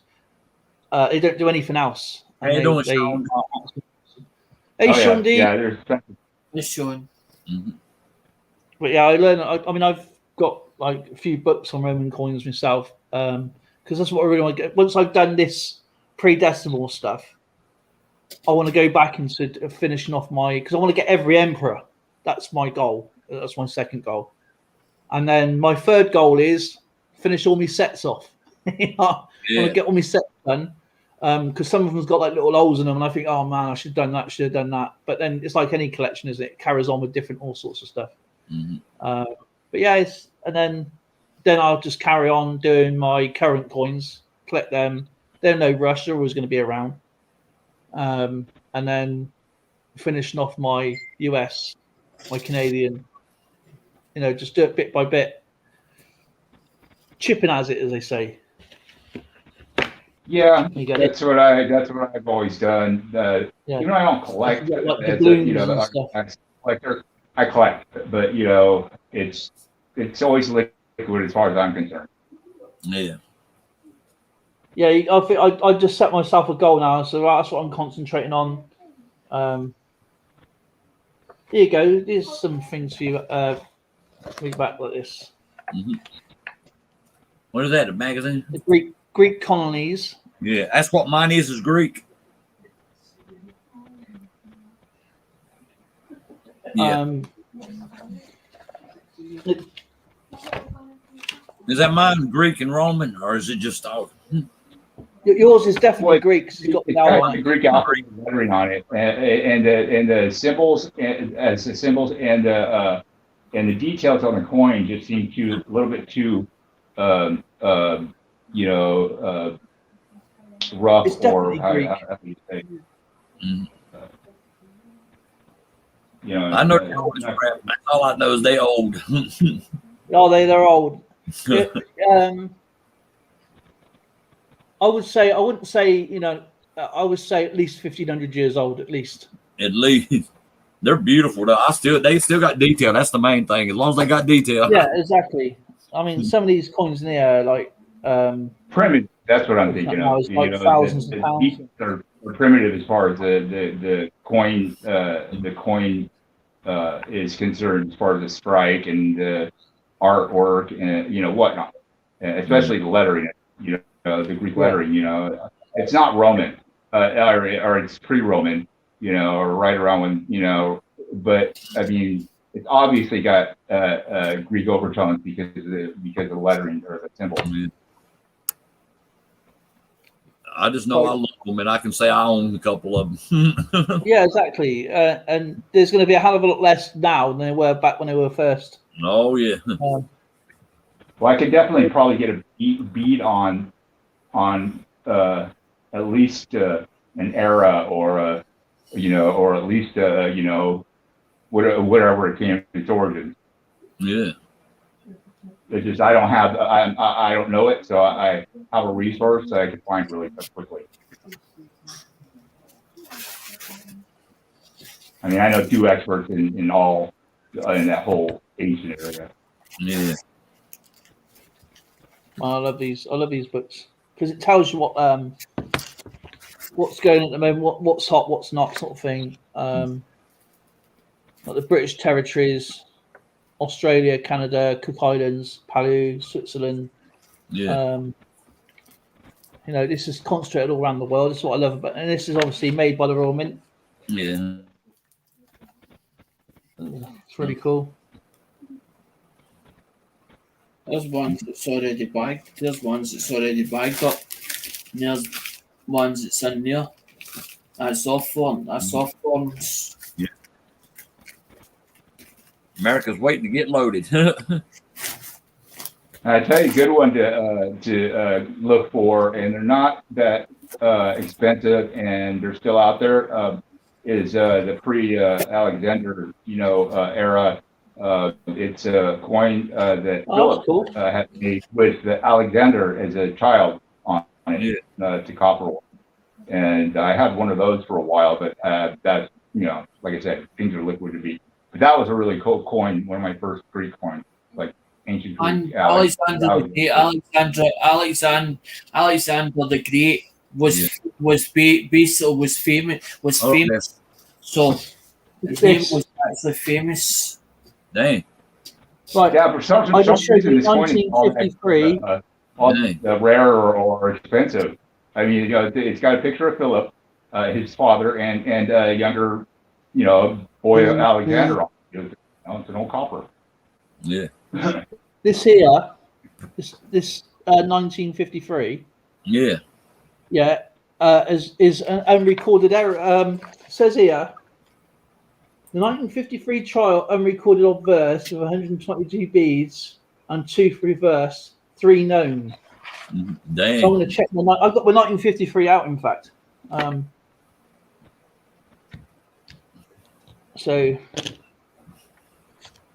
where is it gone? A specific die pair. No, it's the beads. It's because they didn't need any. They made there was so many after King George VI. So when Queen Elizabeth came into her throne, she obviously, when her dad died, she automatically became queen in 1952, but she wasn't ordained until 1953. But they didn't need the coins, but they made them in 1953, and there was only 1 million made, and in 1954 there was only 1 made. But I have a 1953 coin, so so I'm going to be checking this one. Here's my 1953. That's what I was just showing you on that book. Yeah. So I'm going to be counting the beads. I've never done it. That's a lot of dang beads. That's a lot of beads. That's a lot of density. Blow it up, and it'll be a lot easier. I guarantee you. Just blow it. Take a picture of it and blow it. And that way you can mark down. So that's what it says. This is the errors on here, and of course, the unrecorded 1922, which I've already got as well, with the obverse 1926, 27 reverse, 1927, possibly unique. The 1863, which I also got, with a slender 3 date line and 2 known images courtesy of the unknown. So I will be looking at them very, very soon. I don't really go looking for errors. That's the thing, Yeah, I don't either. I just want the dates and say I've got that date. That's done. That's date. That's done. But the other day I was going through the coins the other day, and I thought, right, okay, I'll look at my battleship coins because I've not really been looking at them, and I thought, okay, I got 2 left. No, sorry, I had 4 left, and I thought, well, I can get rid of these ones. And I noticed I thought it was a shadow. It's actually on a short. If I look at the short, actually shows, I've done a short video of it, and where the mast is, like this, it's got a huge, looks like a flag coming off of it. And I thought, oh, cool. So yeah, I've done that one. So I'll be counting the beads later to make sure I've got something made, because there's only 1 minute, just over 1 million of these made. Well, let us know, man. I'm always interested in varieties. I don't care where it's from.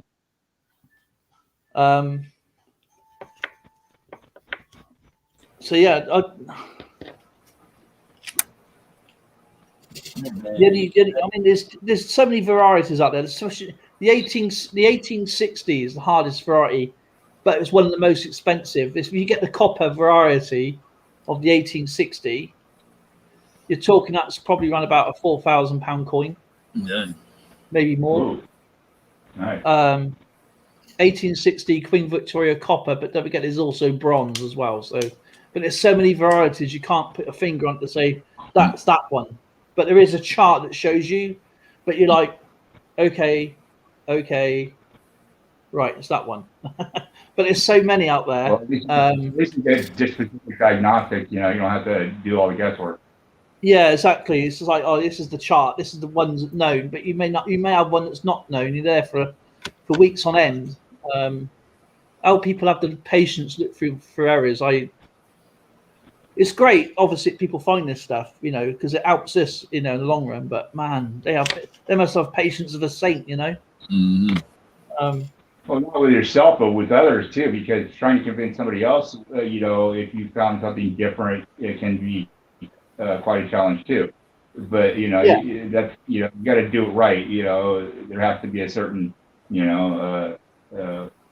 scientific way, basically, of doing it. You know,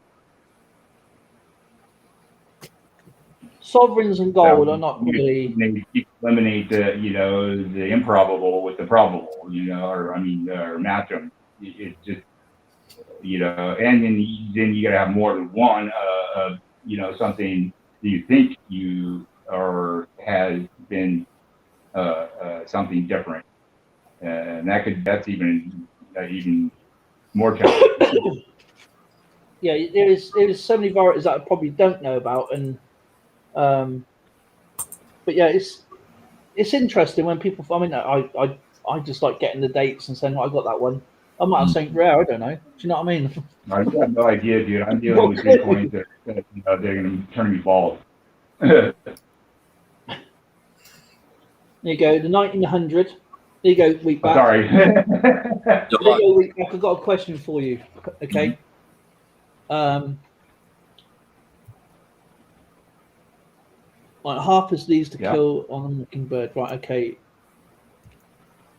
To Kill a Mockingbird is set in a fictional town, Alabama, 1930s.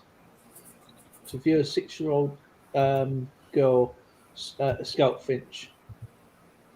It's actually really interesting because it gives you the stories on the coins. Yeah, there. Look. Oh yeah, there's me right there. Indians. So it gives you the story on these. Dang. So it gives you sort of the history. Where you get that book at? They send it to you or something? No, I get these. These are from the shop just down the road. It's every month, but they obviously stopped a few months because of over a year because of. But yeah, you can get these anywhere. Mm-hmm. You can just order them. Dang, I checked in that.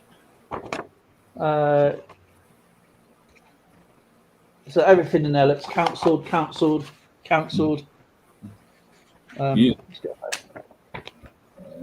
Cancelled.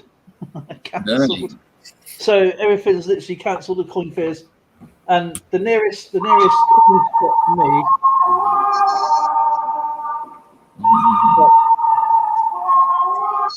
All cancelled.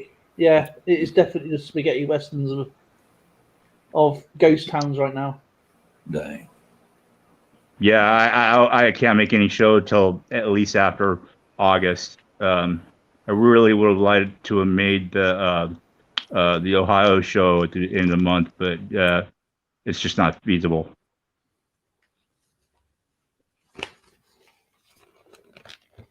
There you go. The Franklin $half tells you the story about them. That's cool. Vintage is back. Her phone keeps messing up.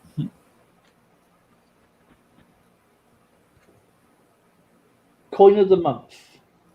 Frederick the Great. God, after 5. Well, I got tons of these books because I collect them all the time. This segment I want to get. Yeah, I get a periodical from PCGS, and it always has they publish their grading standards for people to read and know how they grade things. It's helpful for the most part, but certain years and series kind of get convoluted or just some years are just completely off the wall.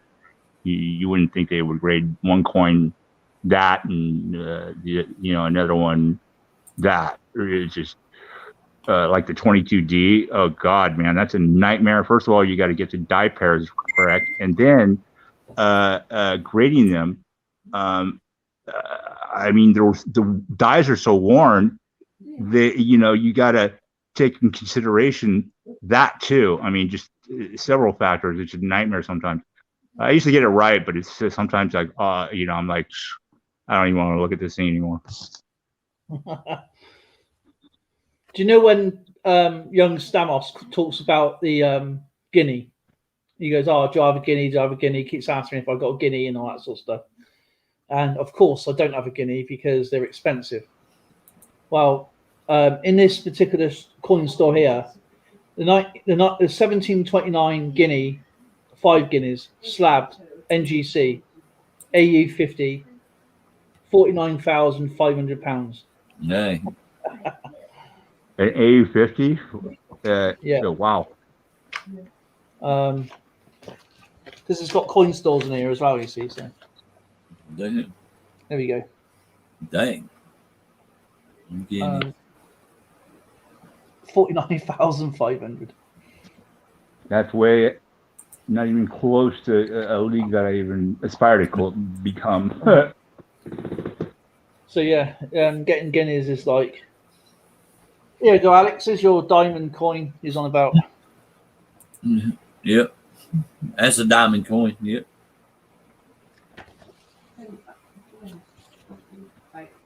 I'm just ready for the new Volume 2 Cherry Picker's Guide or 6th edition Volume 2. I've been waiting for 2 years. All hell's got to break loose on the hobby, like I said before. That's going to be fun. 1933. All the grading companies pretty much follow that, follow those varieties and whatnot. It's quite the That's interesting. treasure hunt.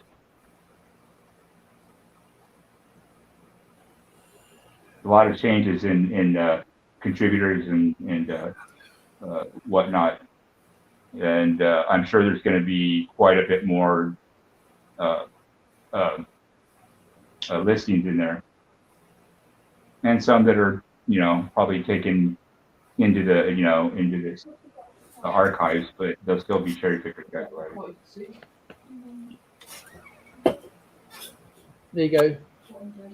Okay, this is the comparison from old pennies to new money today. Okay, so like today's currency money for English. If asked to name a rare coin, a sizable section of the generation public might nominate the 2009 Kew Gardens 50p or the undated Mule coin 20p 2008. There's only 250,000 those made because that's how many times they changed the die over every 250,000 coins. As these two coins have had an odd spot with publicity in national press over the last few years, even now they're changing hands for over 100 times their face value.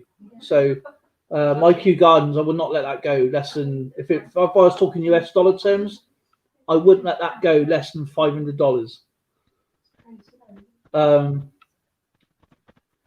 Even now, anyone over the age of 60 would probably nominate the 1933 penny, a legendary among the pre-decimal coins, with known the population less than 10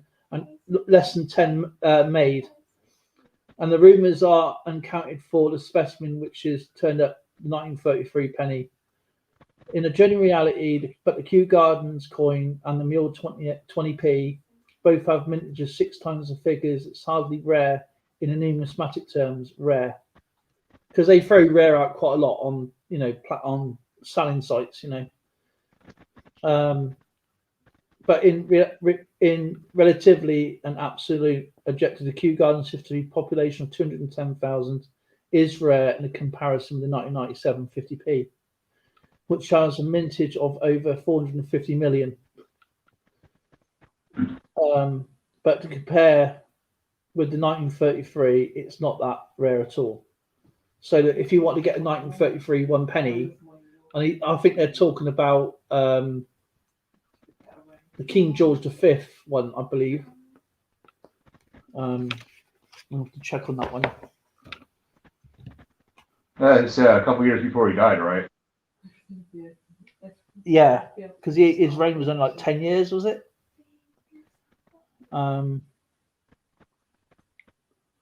1933, 1 penny. Pretty sure I have one anyway. I don't think I have the right monarch though. Yeah, I kind of learned about that whole genre from that movie, The King's Speech. That was a really good movie. Yeah. Whereas King Edward VIII advocated with Wallace Simpson. But when people throw out rare, obviously they're trying to make a sale, and it's obviously when people find it's not. That's why when I do my videos, I put the coin specifications. Hopefully, it gives some people kind of insight what the mintages were at the time of production of that particular day. That's why I do everything individually, and just get straight to the point. Basically, what the coin is about. So, yeah, the 1933 penny, one of 4 existence, sold for a record price of £72,000 in London auction. But I don't think I have the right monarch. I think I've got King George. As everybody well knows, mintage has crap to do with some of the varieties that we have here.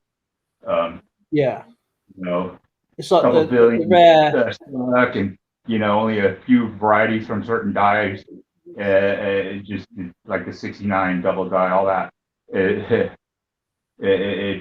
kind of that's good. That would be always good to include in video.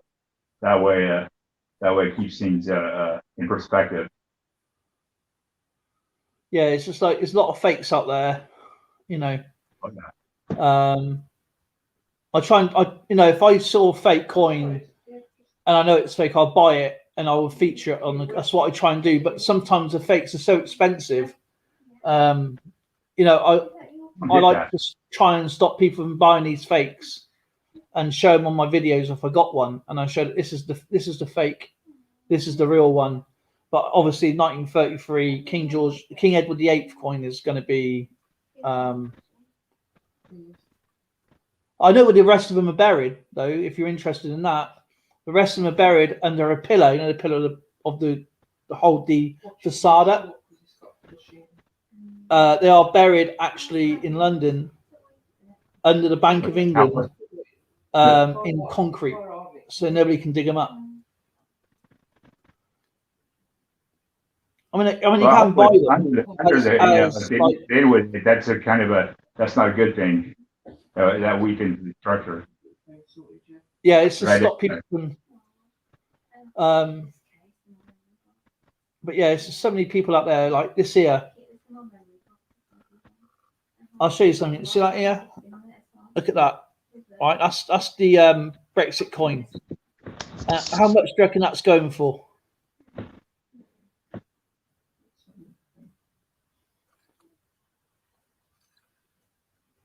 Wow. I call it a bug buck.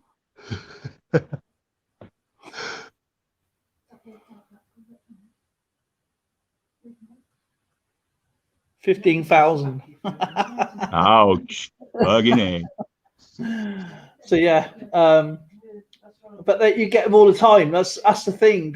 People want to get into this amazing hobby, no matter where you're from around the world, and they want to get. And you get people like that who's ruining it for others. Yeah.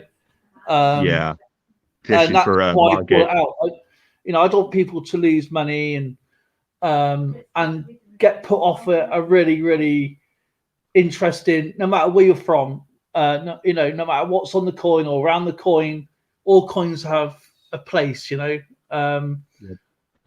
I understand why people make art out of coins, but it absolutely breaks my heart when they're drilling into it to make a necklace or because they're not really too sure what the coin is. I've seen them do silver coins and so they're I'll just drill this out, make a necklace and sell it for like a couple of quid. You think, no, that's actually worth more as a coin. You think you have no idea. You know what I mean? Some people.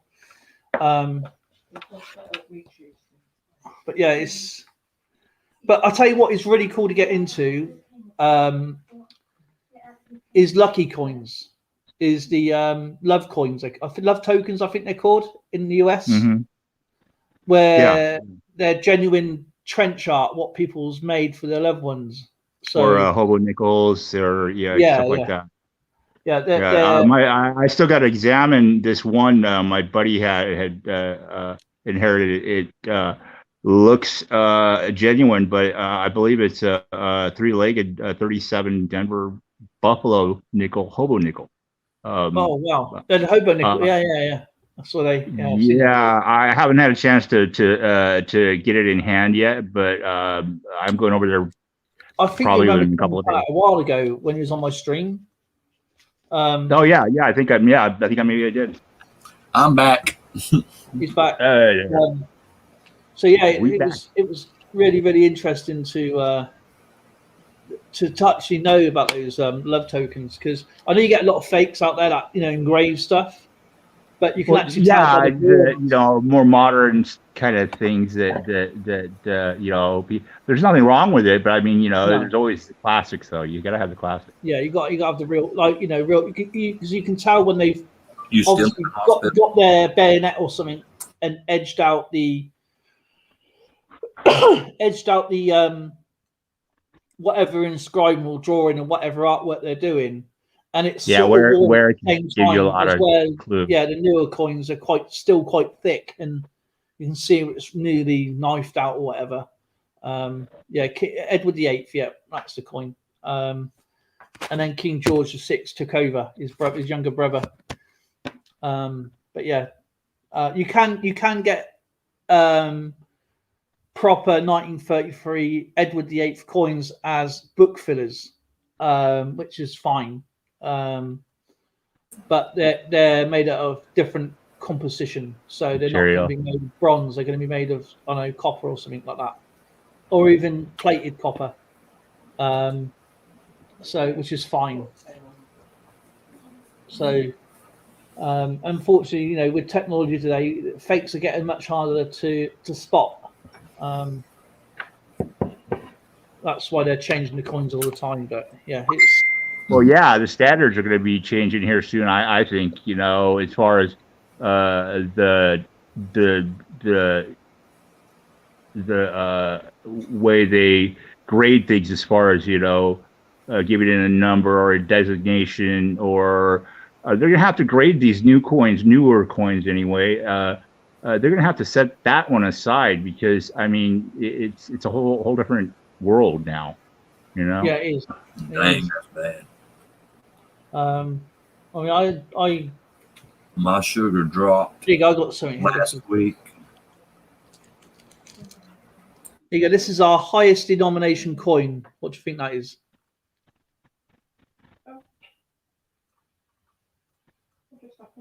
What's that?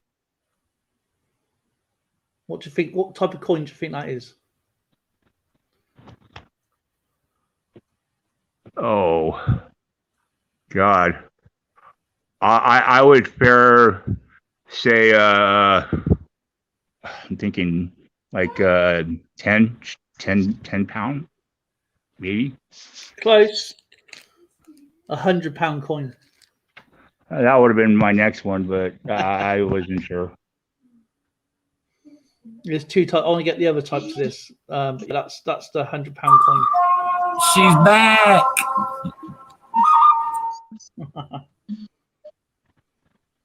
Oh, hey y'all. Hey, Vince, it's so nice to see you. I'm over here jamming my bad. I was sitting here backstage for a minute. I was on the phone with the boss man, texting him telling him I wasn't coming in this morning.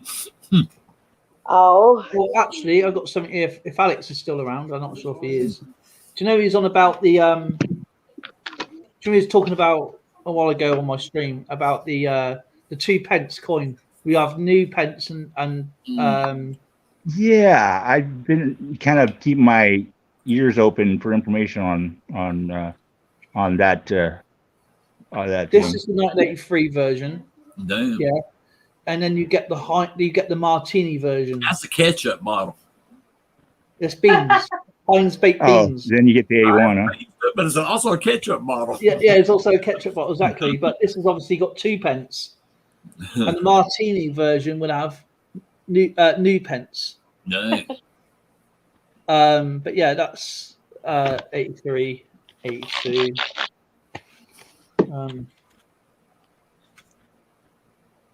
I heard about something about the No, I don't 71. know if I should I don't know this. if that's British or Canadian. It's British. I thought okay. Dale was going to show me some expired ketchup or something.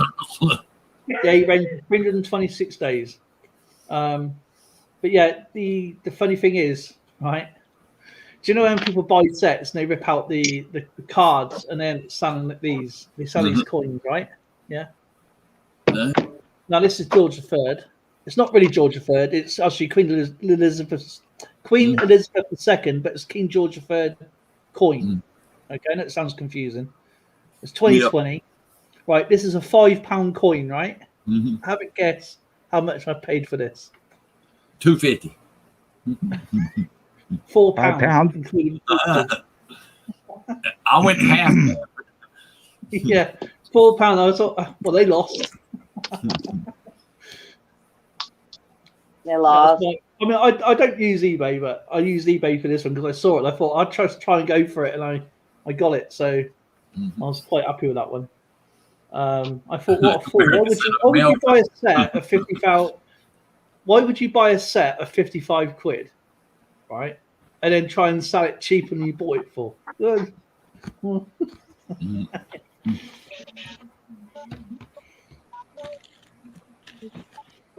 America said that's a melter. They'll melt that.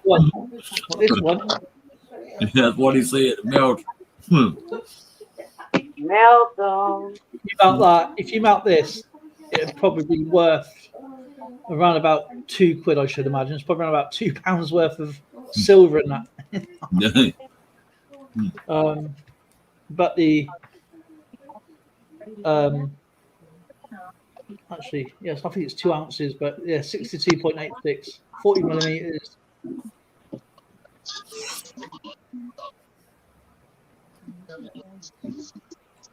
There's not very many of these made, to be honest.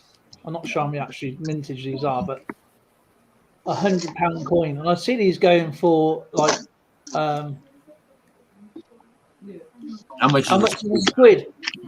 Squid is still £1. To the US dollar, I don't know. I don't know how much it is to the US dollar. That changes daily, so I don't know. So £100 in US. I don't know how much a squid is. I just know they got tentacles. Well, that's a squid. Oh, I thought it was about $1. You call a $1 a buck. Yeah. Well, squid is £1. One squid. Oh, y'all got some funny names for money. We got the monkey, the donkey. Dang. You got some funny names too. No, not like that. A squid. I thought it was a damn octopus. Yeah, we got the 2 shillings. There you go. If I pick one of these coins up, what do you think? I'll just get any coin out. There's nothing specific. Right, okay, this is a sixpence. What would you think that would be called? A coin? A nickel? No, think of it like a slang. I don't know. That would be your tanner. A tanner. Yeah. Yeah. A 3 pence is a lucky coin. Or a 3 pence or 3 pence. When did y'all see sunshine? Sunshine. Well, we haven't seen sunshine for ages. We've been up all night, me and Vintage. Yeah.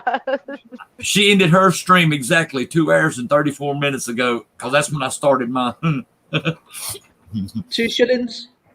What do you think 2 shillings are? I'd call that the queen. 2 shillings as slang.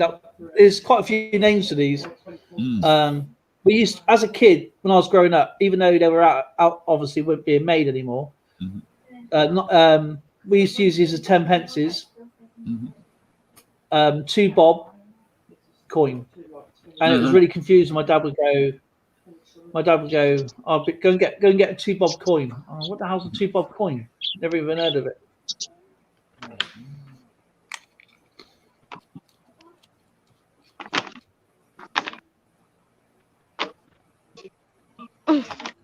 Damn.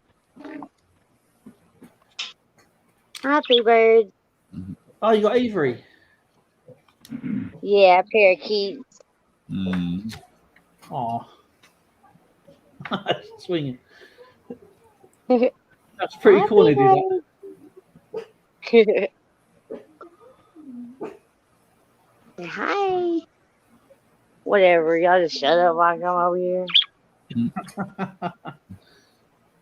Oh, I gotta find my ladder. These kids done made a mess out here, y'all. Fireworks. Oh, look, I got me some new earbuds. Nuh-uh. They shouldn't have let them outside now. Finders keepers. Yeah.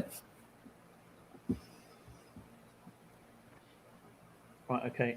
$100 to Great British pounds. You go £100 today is 136 US. So that's what £100.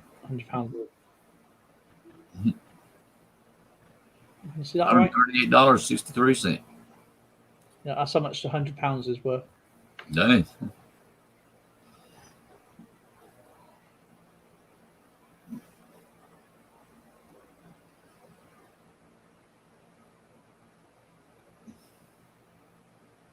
Do you know what I miss? Do you know what I miss about the US paydays? Paydays. Obsessed with those paydays. As soon as I get over there again, when Zoe comes to visit, we're definitely going to get some paydays. Yeah.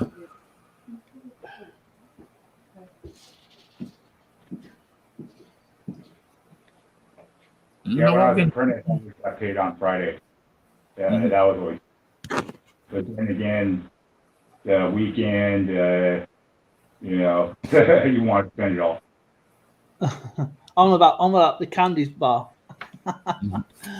Candy bar paydays, Babe Ruths and all them. Well, I told my boss pay me 3 times a month, not 4 times, because that way I made sure that, you know, at least my bills and rent was covered, you know, at the time, and whatever else happened after that, you know, I could always, you know, come up with. Yeah, that's a thing when you're buying stuff. I mean, with any kind of collection, no matter what it is, you know, I see a lot of people trying to race each other now with like gold. You know, that's what I sort of see from my observation, and it seems like my thing is like you know, pay your bills first, make sure you've got enough money for everything else. It's not, you know, collecting to me is not a race. It's supposed to be fun and enjoyable.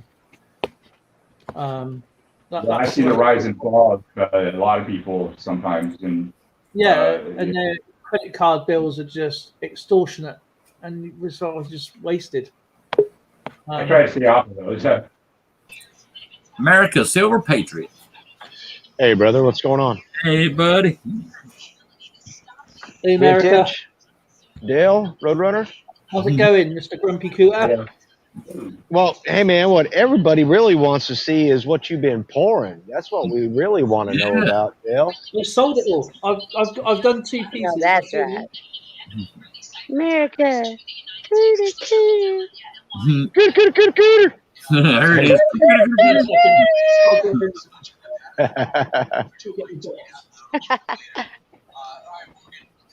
Yeah, I don't think I've seen one of Dale's pours yet. We're watching Vintage go through her backyard picking up shoes and earphones. I've seen Dale's pours, or a couple of Dale's pours. We ain't seen none of them. No. Now, if he sold them already, now he's got to send them off to Hallmark to get them hallmarked, right? I wonder how long that process is taking him right there. That's what I was wondering. The process of that is, it takes, obviously, it's in Birmingham, so let's just shut the camera up again. Here we go. This is the 2 I just did. I got to go and get these because I'm making a batch and I send them off. So. We got a boom box. Yes, that's what. Oh my God. My radio believes me. I like it loud. I'm a man with a box that can rock the crowd.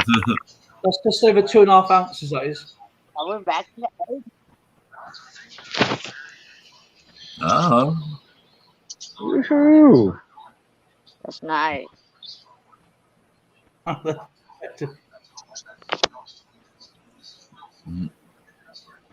heck. So is that a 3D print? That boombox? No. No. No. I'll tell you where I got that from. A rubber. Warbucks. Mm-hmm. Yeah, just little rubber and or razor, yeah, and that cross is handmade. Dang. Cool. That looks like links of chain. Yep. And all those little arts there is from my daughter's little thing. I just stuck them all together. It took ages. Dang. And I made a little ring at the top. Cool. And as I was drilling it, my drill bit snapped. So luckily we got a DIY shop just literally just opened up just at the end of the road because they've been shut for almost 2 years. And I goes, "You got any like small drill bits?" He went, yeah. And I, thank God for that. So yeah, that I've already sold all the others. Now you need to do some battleships. Yeah, do you know what? Funny enough, that's what I'm going to be doing next. Yep. Where's my phone? So, where is my pictures? So how long is it taking you to send these off and get them back?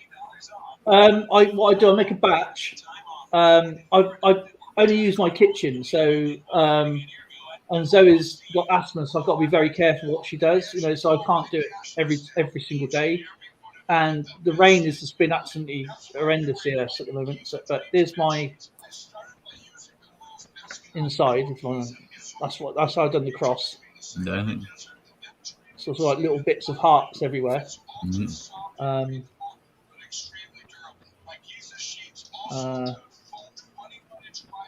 But it takes around about a week. So I send it off. They get lasered or marked, and it comes back. So there's my hallmark. So a week. That's not bad at all. I was thinking it's not 6 bad. weeks to 2 months. So it's got my initials with 3 9s, Dang. and then it's got the Birmingham hallmark, which is the anchor there. Yeah. Whoops. Go back to my pictures again. I'll show you what I don't know if you actually see it is. That's what it come out like. Dang. And then Oh wow. And then there's. So what'd you use to trim? I got I done a video of me actually doing a cleanup. Oh really? I need to go check that out. There's your new name. North America. What's that? That's the Coin World Cooter right there. The Coin World Cooter. That's the Coin World Cooter. Kind of catchy, isn't it? Yeah. Coin World Cooter. But yeah, it's just my little bits and bobs. There's my hand tool there. Low trim. I just ran out of my little disc cutters. No, wait. Was that a diamond tip bit, or was that one of those? Oh, it's just. Is that carbide? Carbon. Yeah. Tip. So. Yeah, those. Honestly, brother, get some diamond bit wheels. They cut so much better, and one wheel will last you 20 or 30 of those carbon bit tips. Yeah, I know.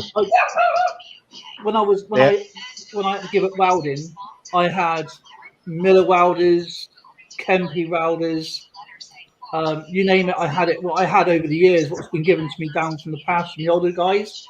Yeah. And it was still stuff that I had from diamond tip to carbon tip, and I was still using the diamond tip. That was like almost like 10 years older than the new stuff. I didn't even touch. And I was still using those diamond tips for ages. And that was like I had a down drill, cutters, air cutters, everything. And I just gave it all away when I become ill. And I wish I kept it. So now I'm slowly building back up again. So, but yeah, man, you're right. Those diamond tips are much better to use. But yeah, tungsten tip, tungsten carbide as well. So I want to get back into getting the tools. So, yeah. 26 years of stuff that you collected that, you know, I mean, it's just all gone. Everything. I said, you grab it, guys, you grab it, take it away. But there's the blackbird I done. Hold on. Cool. That's the little gun, that's a little toy gun. Mm-hmm. Don't really give it a very good picture, to be honest, but it's actually more detailed than it looks. And the actual hallmark could be in between, just on the trigger guard of the heart. Oh, that's cool. Cross. I love that cross because there's like a normal cross, but then I decided to get like a little stone and done the inside so it looked like really rough and rugged. And this is actually a mistake. I actually made that as a mistake. But were any queens melted in the process? No. I'm sorry, brother. I'm sorry. That's my hallmark there again. That's my Game of Thrones. I love that one. Game of Thrones, Sword in the Stone. Yeah, I had to take up watching that show because of your damn question. Are you still intrigued? But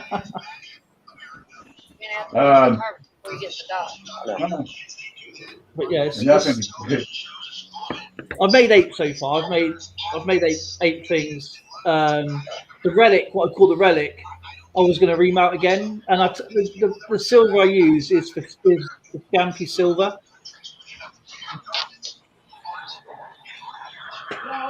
So yeah, it's that's what I use. So it's all 39 silver. But yeah, I'm enjoying it. But obviously, like you, America, you're away a lot. So, and then I love watching your your trader stuff. What you do is really cool. I love watching it. Yeah, and I'll tell you what I did like was it an M4 carbine you did or something? Yeah, that M4A1.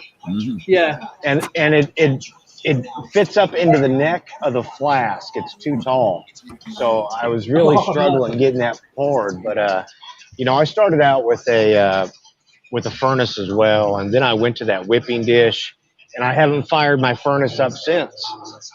I mean, crucibles are so damn expensive nowadays. I mean, $30 a piece, and I know a lot of people out there that will pretty much fire the furnace up, and they're only melting a couple ounces of silver for one pour. You have too much deterioration on that crucible to fire a furnace up and not pour 20 ounces. Exactly. That's my opinion. Yeah. So that's why you're right. That whipping dish, it makes it handy. I can melt up to 3 ounces at this altitude. And it's funner. What the hell? It's fun. Yeah, you got more control on it as well, I guess. Yeah. So, as you said, you can do more open stuff as well. It's like when you pour into a flask, it's either hit or miss. At least just clean it up, get it done again. I've never actually used a whipping dish before, so when I cut on my right side when I had my operation, I got to be very careful when I'm holding stuff because I can just let go without realizing. So that's another thing I'll be careful. But I've bought a stock of crucibles, 1 kilogram, purposely because they're much easier to hold and melt. But it's the depth as well is if you have like a 2 kilo one. When you're only pouring a little bit, you don't really have that control, that flow when it comes out. So yeah, I'm having a blast with it, to be honest. But I wish I could do a lot more throughout the week. but I can only do it now and then. But yeah, but I always give when I do it, I do it sort of give first dibs before my family goes. Oh, I want it. I said, no, I'm going to try and sell it to my friends first online, and I said, but yeah, it's just little bits I want to send off to a few people as presents, which I've got planned up. So that'll be pretty cool. Yeah, I can't wait to get to do more. That necklace, I love doing necklaces. The jewelry part I like doing, but I'm trying to do like something different. You know what I mean? Like more retro stuff. I enjoy it. I have a laugh. It's looking good, brother. Looking good. Thank you. I appreciate it. So does yours. I tell that M4 carbine was really, really good. I really like that one. And the cooters that come out, the little turtles, I think you call them cooters. They're pretty cool. what's up? My favourite one, Staxton, was the shark. I think that shark was absolutely amazing. I really enjoyed that. He's getting much better, and he's getting really good. But yeah, hey guys, I'm going. It's nice talking to you all. Yeah, I've got to go in a minute as well. Anyway, so anyway, I hope you guys Good night, had a great 4th of July. I'm pretty sure you'll do. Are you mounting right now, America? Because is that what your furnace is going? I'm sorry, I'm outside. Oh, sorry. Are you mounting anything right now? Or are you loading up? He's getting loaded, I think, or unloading. Oh, he's getting loaded up. I thought so. I thought that was. But yeah, how you doing, buddy? It's just like it must be quite funny when people drive past and say, oh, "What is he doing?" You know what I mean? It's like, what's that guy doing on the end of this truckload? What's he mounting up? You know? What's he out there? He's in the middle of a desert somewhere. Is he mounting people? You know what I mean? It's like, what's he burning out there? What's he? Yeah, exactly. But yeah, it's good fun. That damn truck driver's making crack. You know damn well that's what they're all thinking.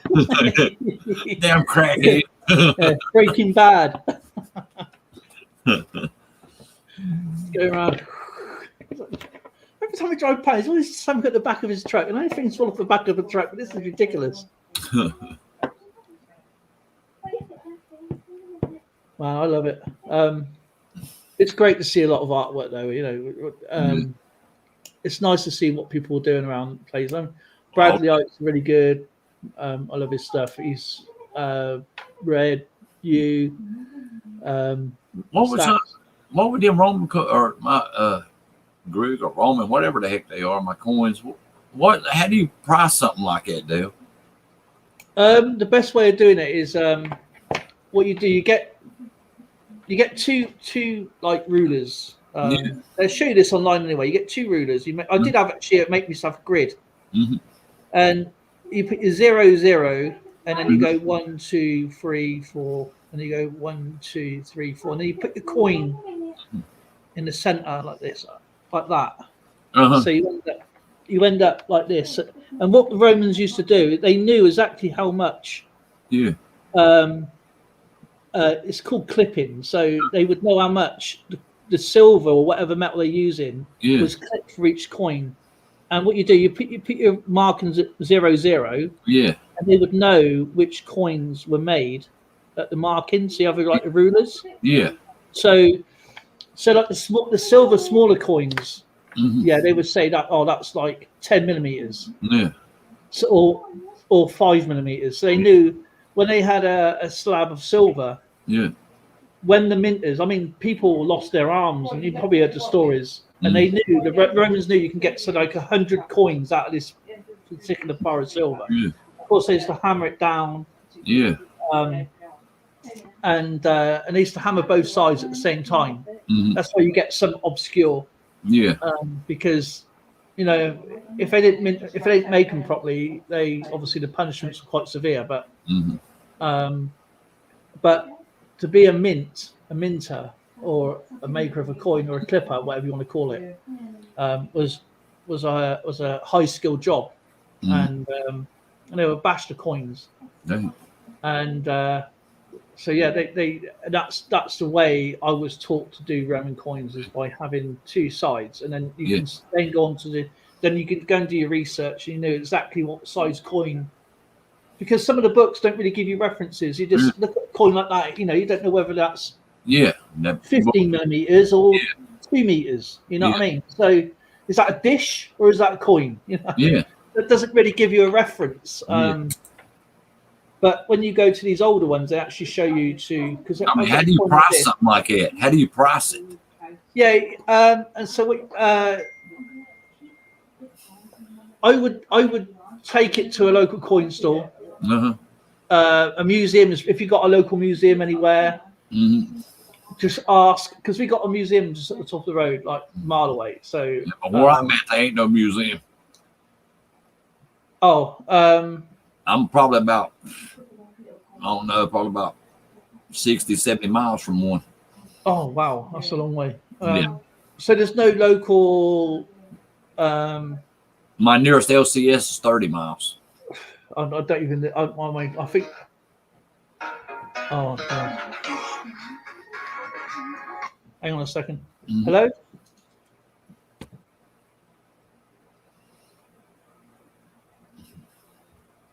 We've got an order to suspend your national insurance number on immediate basis because your number was found suspicious for several illegal activities. It's very time sensitive and urgent that we hear back from you before we proceed further with suspension of your national insurance. I love doing this. Your assets and arrest you. Please press 1 to speak to an spam officer. call. I repeat, press 1 to speak with an officer. I love these. I've just pressed 1.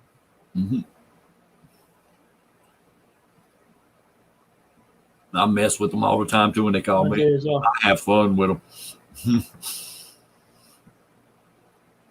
I'll just press 1. So.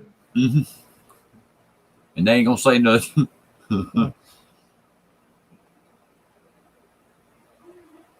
Hello, Mr. Scammer. Can you talk to me?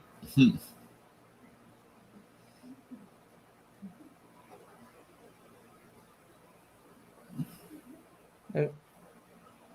Don't think they're going to answer. I know. I have fun with them. I love messing with them. I love having fun with these people. Because if I'm talking to me, they're not scamming some poor lady or man. You know what I mean? I've had them hang up on me. Instead of me hanging up on him, I've had them hang up on me. I get started. I won't stop with them. Of call is not recognised. Oh, that's not Please check the number. Funny that, isn't it? Oh, your national insurance number is being used. I can use the national insurance number illegal. Oh, I'll tell you, I did have one the other week, and it was from this guy. This guy goes, "Oh, this is from the IRS." All right, okay, then. It's sort of red flag already because obviously we have the what's it called? What's tax called again? HMSC, isn't it? Right, and obviously in America you have the IRS. Yeah, we have the IRS. Right, and I was like, "Oh, is this? Because what's somebody using my RS number for?" And I was going, "Oh, it's illegal. You're going to be arrested if you don't comply." I goes, "That's fine. That's all right. Because you can arrest me because I'm in England right now."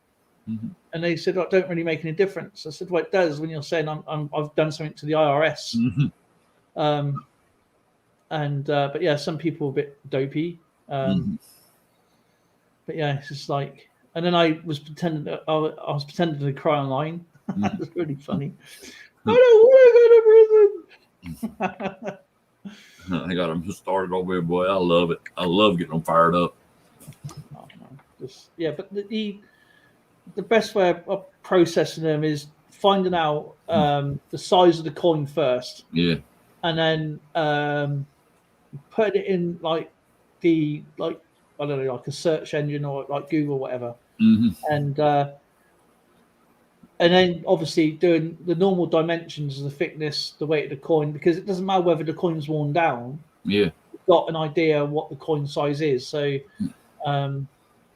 There's another type of coin. It's a silver, silver coin actually. This one, and I can't remember the name of it, but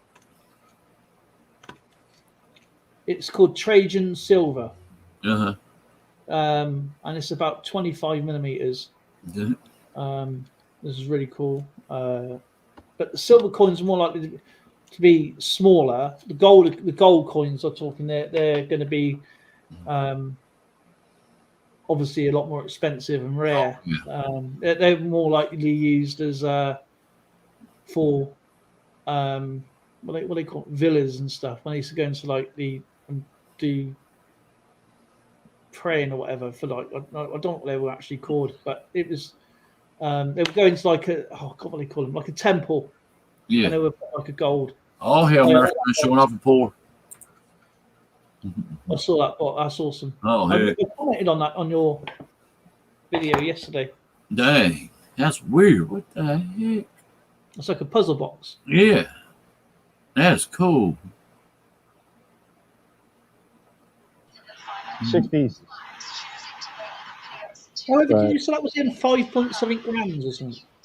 Dang. It's 5.4 ounces. Ounces, sorry. You know, but this is my number 2, or actually my number 1 stacker box. Dang. So this is my second one, number 1. Yeah, but I don't know.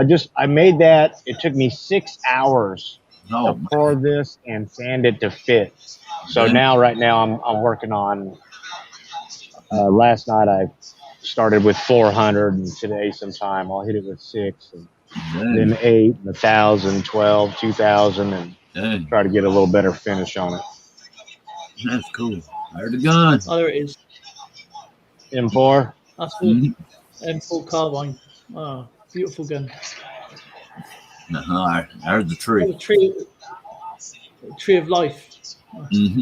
That thing's cool.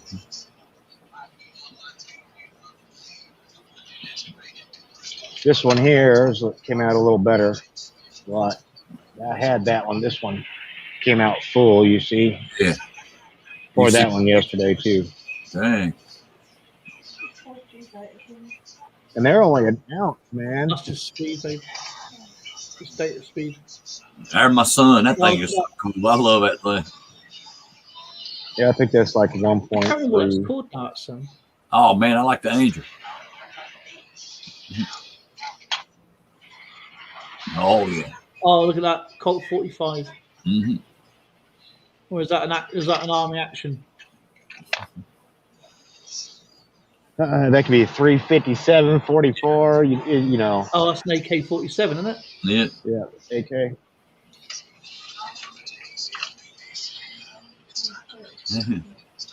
I like that. See, I like that one. They're pretty neat, they are. What is that, a cooter? No, that's a Indian on a horse. Oh. Yeah. It was a little blurry over here. That's why I was looking. You can't, Warrior horse. Make it out too good. Oh, heck. Oh, yeah. Do you know what?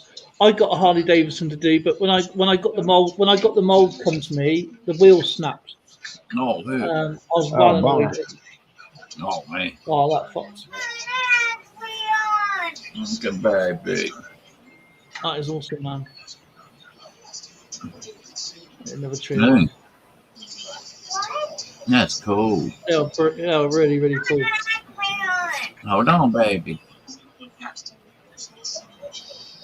So that's pretty much what I've been working on. Stag's really good. But that's what my stacker box came from. Oh, heck. All right. And I learned a lesson with it my second go around than I did my first. Dude. But hey, that's me showing off.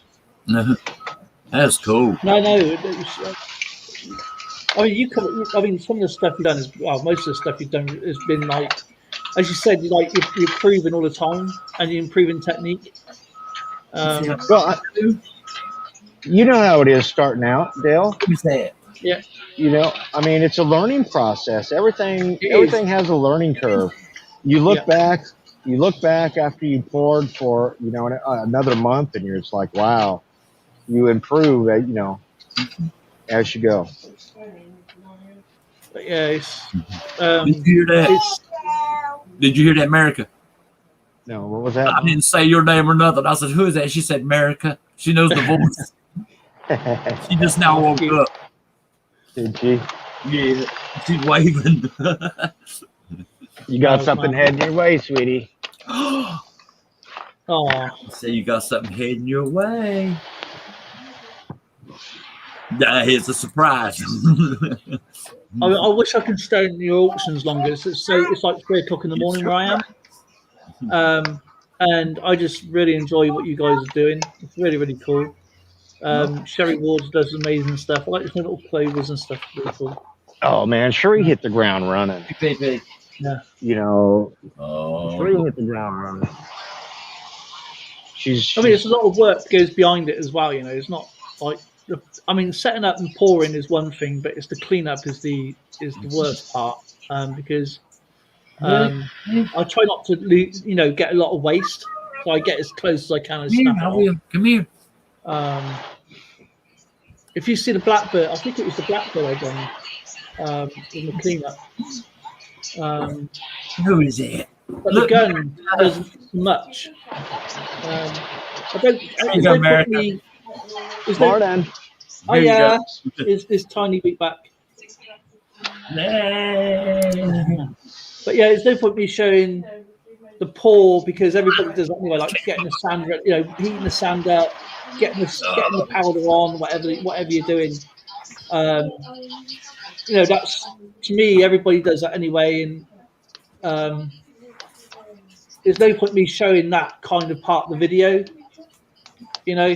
because that's just what it is. You know what I mean? It's just the prepping is another part of it, because if you don't get your prepping right, you get one chance, then you got to start again. But so when I do it, depending on what I'm doing, I either have it packed really tightly, or if I'm doing something different, I have it packed really loosely so it can get the air out, so it can flow better. And I tell you what, I don't actually use a tumbler like a lot of people do. I'll tell you what I actually use is a silver paste. And I'll show you that on my video as well. I actually make a silver paste. So I leave the silver in there, and then it cleans. Then I wash it with warm water. Is that like a peroxide? Is that like a peroxide? Yeah, it's. I'm going to get it. Is it vinegar? Is it distilled vinegar or something mixed?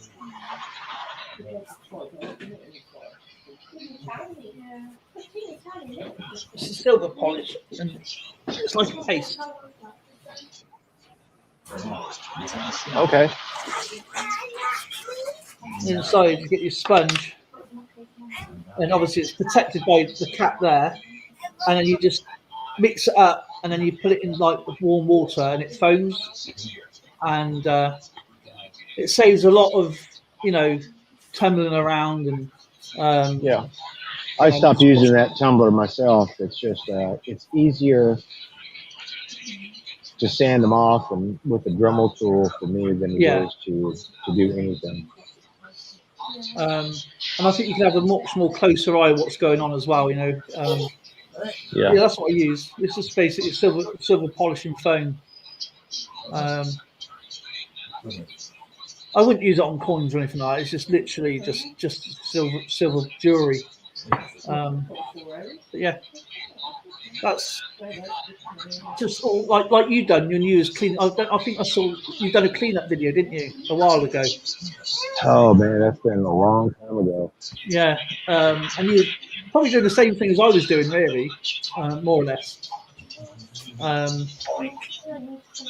But yes, everything's a learning curve. I'm enjoying it. That's the thing about it, is just having a laugh of it. I found these sanding wheels on Amazon. They're little rubber sanding wheels, like a disc, like your cutoff wheel. You can stack 2 or 3 of them together, and they come in different grits from anything from 400 all the way up to, I think, 1,000. And they're flexible, so it allows you to get into your grooves and sand your grooves on your detail. And ever since I found those things, it really sped up my cleaning process. Still. If you're interested, I'll send you the link to them so you can see what I'm definitely, talking please. So I'll be absolutely, anything that helps. And That I'll do the it same really if you need helps. anything. If you need anything really as well, I'm quite happy to send you some of this stuff if you like. It really helps cut my cleanup time down. That's it. I mean, the cleanup time is the most important. Well, apart from the prepping, and of course the cleanup time. The cleanup is really, really important. Happy girl. But yeah, if you want me to send you some of this out, I don't mind. I'm really pretty sure I can pick It's that pretty up. cheap. I think around about $7 maybe. Oh, is it puppy? Oh, Hi, doggy. Ringo. Did you puppy? That's Ringo. That'd be awesome. Thank you. I appreciate it, America. Thank you.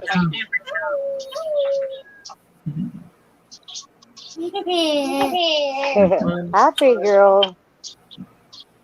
And Come here. what do I? You want to go see the puppy? I want to go there. Double tool, bit of elbow grease, and some foam. Ringo.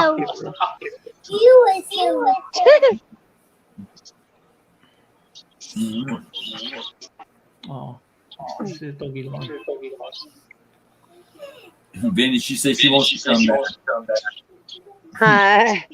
That's what she She said. said she wants to come. You want to go over and see the puppy? Well, I better shoot guys. 14 hours. Wow. Dang. Yep. Take care, everyone. Thanks for chatting. IP, America, Vintage, Wheatback, President, and many others. Bigfoot. Bye, Dale. You take care. Have a good one. Say bye, cornroll cooter.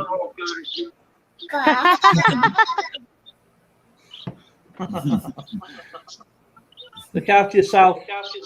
Okay. We will. You too.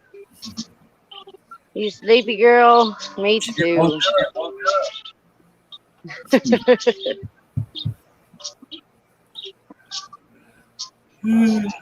Hey, they're What starting you to doing, load the Lino? truck. I'm gonna have to run. Oh, really? Vintage, take it easy, sister. Wheatback, I take it easy, will. brother. Uh-huh. Hey, Haley, America. get a popsicle. Did you hear me? Yeah, what was that? I said I had to mail you that. I'm not worried about that. No, I had to mail it to you. I went into my overdraft.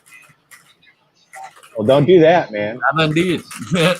You don't. Yeah, I'm not in that big of a rush, man. No, I want to hurry up and get it done. That's why I done it, brother. No, don't do that. No. Hey, I'll tell you this: when I got rid of that, it helped me out tremendously, man. You know. Did you hear her? She said, "Bye, America." Bye. All right, I'm out. The buddy right there, boy. Take it easy, folks. All right, buddy. You take care.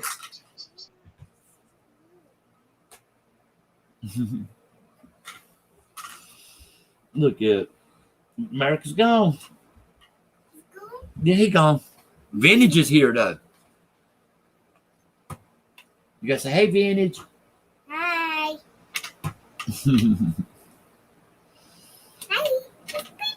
Look at the puppy. He's pee-peeing. No, he's scratching. No, he's pee-peeing. No, he's not pee-peeing.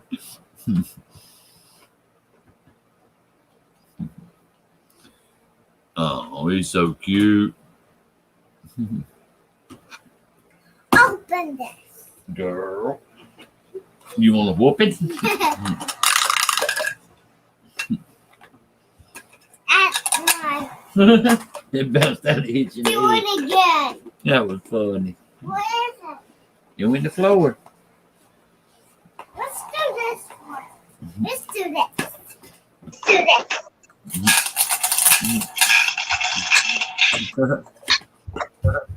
There you go. There you go. You go.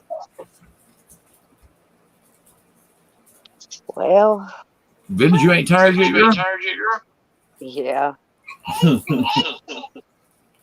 about to go make some tea and cappuccino, probably. No, right there. Right there. What is it? Girl's going crazy. Going crazy.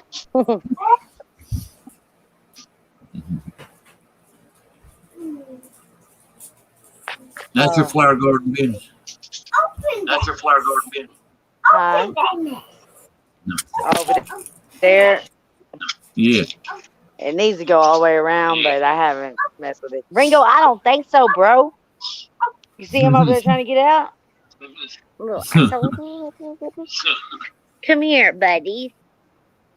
You can't go out there. Man, you can fit out there. Crap, I gotta fix that.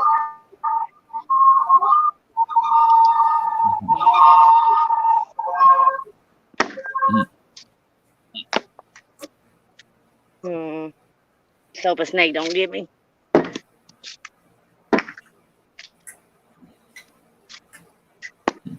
Watch out, Ringo.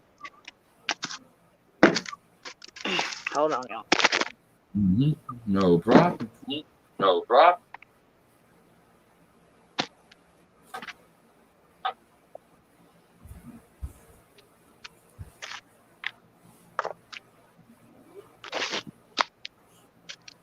I'll be dang. There's Peach's football. No. Here, Ringo. Football. No? Okay. You want to get out, but you ain't getting out, dude.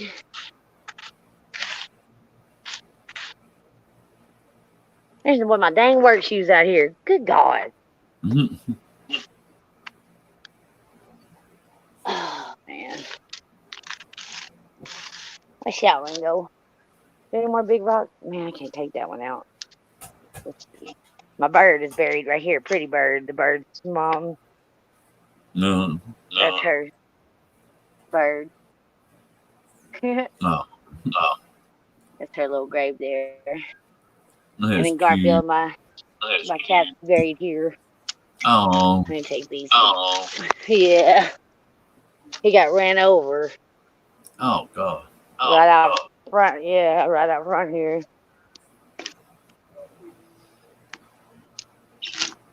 Got your fire pit, though. Yeah. The kids done dragged that dang futon mattress on there. Oh. They were burning a fire the other night. For the 4th of July, they did on the 3rd. I had a bunch, like 30 kids over here.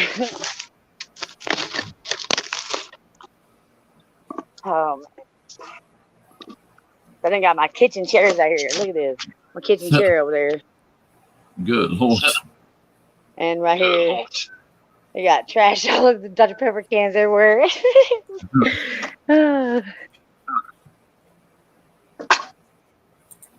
Popsicle wrappers everywhere.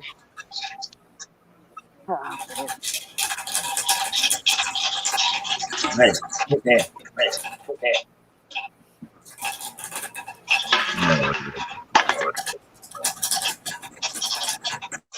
Damn. That's where my lighter went. I'll be Well, done. that's out here. Oh, I'd make him kids come out there and clean up. I should. Hell yeah, I should. I would. Make you talk butt out there and clean up. Oh man. Sorry, I need to go through all my stuff in the garage and stuff, but Yeah. the damn garage door won't open. Oh, hey. Yeah. What the hell is that? Oh shit. Oh, him. They smoking the good shit. Mm-hmm. I ain't even got nothing like that. I'll be going in there 5 days. I will. It's probably the older boys that come because the older boys that come for the 18-year-old boys. No. Yeah.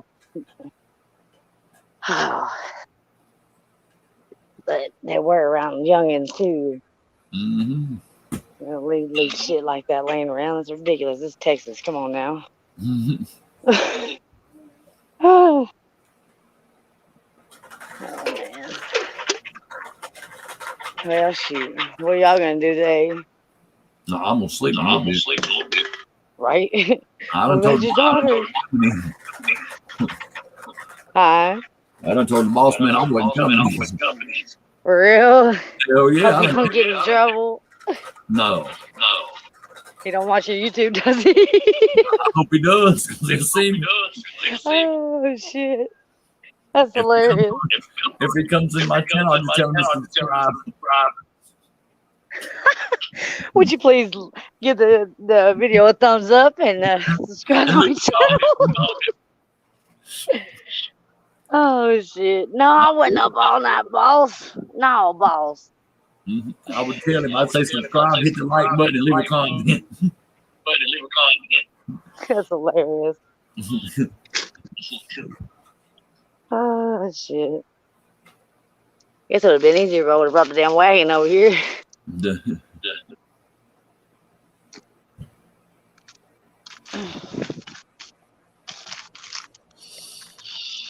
Dang, man. This shit's from like 2 years ago now. Dang, sparklers. Dang it. I gotta go put a floor in the living room. I gotta go hang some sheetrock. For real? Doing it today because I'm too damn tired. I know that's right. Not operate heavy machinery today. I ain't in the mood. I know that's right. Oh man. Oh. What do you? Happy birds. Has she ever seen birds? Like the parakeet birds, like the white one? Uh-huh. They're pretty. 3 of them. Yeah. That's my original bird's daughter, and then a new dude, and then their baby. No. Yeah. Hey, I see you, bro. What's her name? Earth, Wind, and Fire? Huh? Is that their name? Earth, Wind, and Fire? They could be. No, that's LD, LP, and Jailbird. Oh, yeah. Jailbird was born while I was gone. It could be Crosby, Steele, and Nash. Right? Look, he's trying to protect him. He's flying towards me. It's okay, LD and LP. Chill out, bruh. Yeah, that's LD. Hi. I see the birds. LD is the female, and then LP is the male, and then Jailbird is the boy. I think Jailbird's a boy because it looks like he's gotten old enough now that, like, I don't know, but that might be a female. It's hard to tell when they're young. Yeah. Yeah.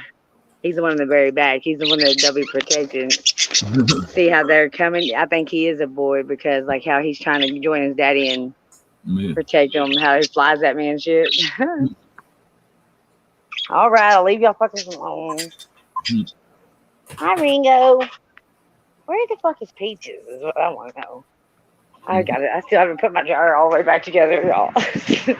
Remember, I got it almost all together, and then I realized I left the damn piece out. Yeah, that sucks. Oh God, that's a spider. Uh-oh.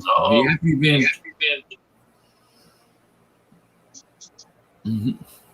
Cool. Whew. Just stay up there, bro. Quick. I had to wake them up. Yeah. Hi, Kiki. Here we go.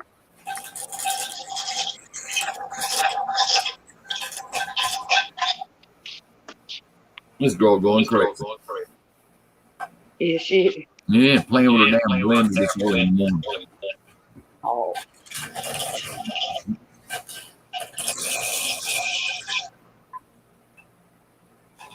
What are you making? Some orange juice. Oh, orange juice. Okay. With a strawberry. I don't know how you'll get orange out of a strawberry.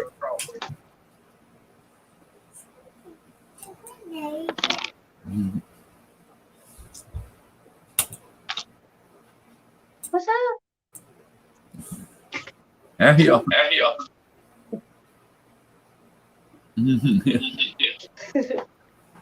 Come on, Ringo. What are you doing following me around? No, nothing. No. I guess I'll leave it like that. Damn, Cookie, you just came out of nowhere. Almost knocked me over. Dang.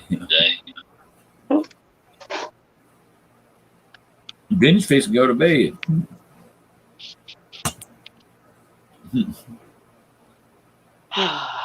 You got your housework done? No, That tastes like, that tastes no, like Cookie, get out of that. More? yeah.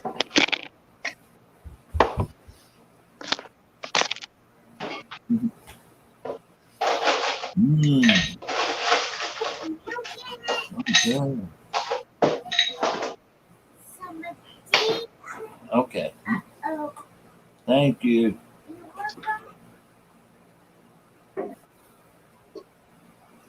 That's so good. I'll be right back. All right, girl. Do you use strawberry? That good. More? Yeah, some more. I will put this. I'll hold the handle. But don't eat it. I won't.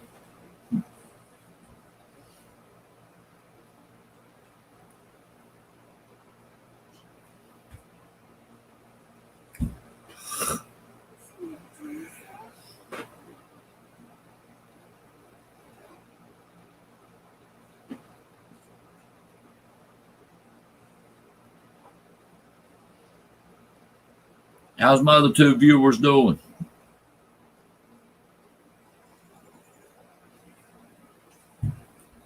Will you eat it? Nope. That was good. No, what's that? It was good. I done drunk it all. I don't want no more. I'm too full now. That was a lot. You want a headache? Oh, Lovins? You have a headache? Yeah, I have a headache. You got something for a headache? Maybe the orange. The orange juice get rid of my headache. Some of this one. Some of this one. Okay. This one. What about that last one? Yeah, that one. All right. It don't smoke. Will I get rid of my headache? All right.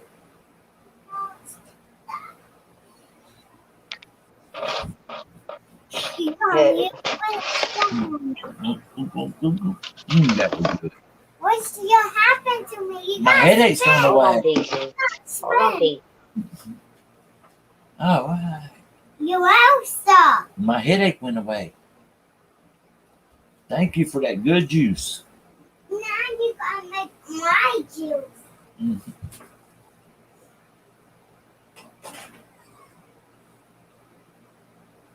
Uh-oh, my headache's coming back.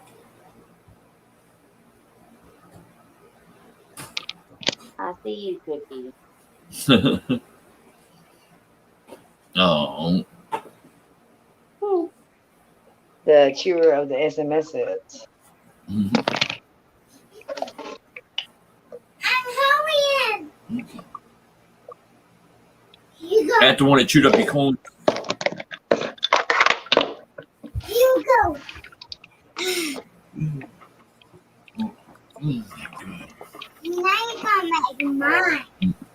Ben, is that the one that chewed your coins up?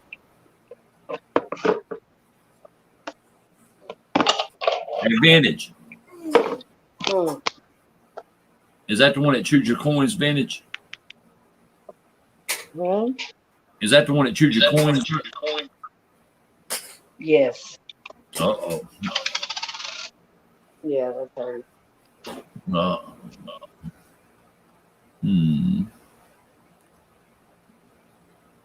Weirdo. You're a weirdo, Cookie. That's a net. I missed it.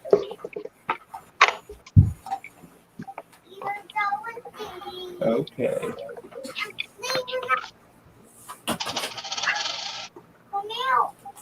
You see, I get to have fun with kids. I get to play with blenders and stuff. All right, see the milk. Pour you some milk. Now put you some pudding. Get you some more pudding. All right. Then we mix it up real good. All right. I gotta put the fruit in it. There's just some strawberry juice. There's just some pear juice. All right, mix it up some more. All right. There you go. That's all yours. Is it good? All right.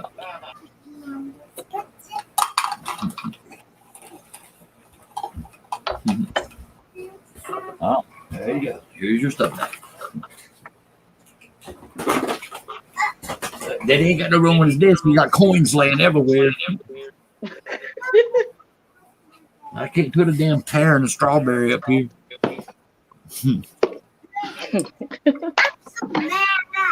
I'm glad you mad at me. I ain't got no room. What's this? Sure. Here's our this and this. Does it look like Daddy got room for all that? No? This goes right here. See the milk. Here's that milk. Got some food. I bet I got $500 in damn pennies and nickels and dimes laying here on my damn counter. And she's still throwing down blenders and milk cartons and pancake mixes and hot chocolate. Just toy stuff. I got no room, baby. No room. No. Oh. Girl, don't make Daddy go off the deep end. Daddy ain't had no nap. I'm mad at you.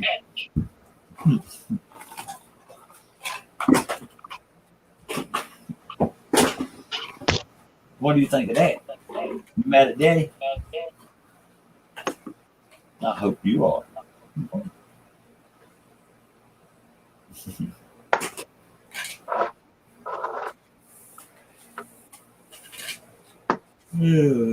Daddy's headache's back.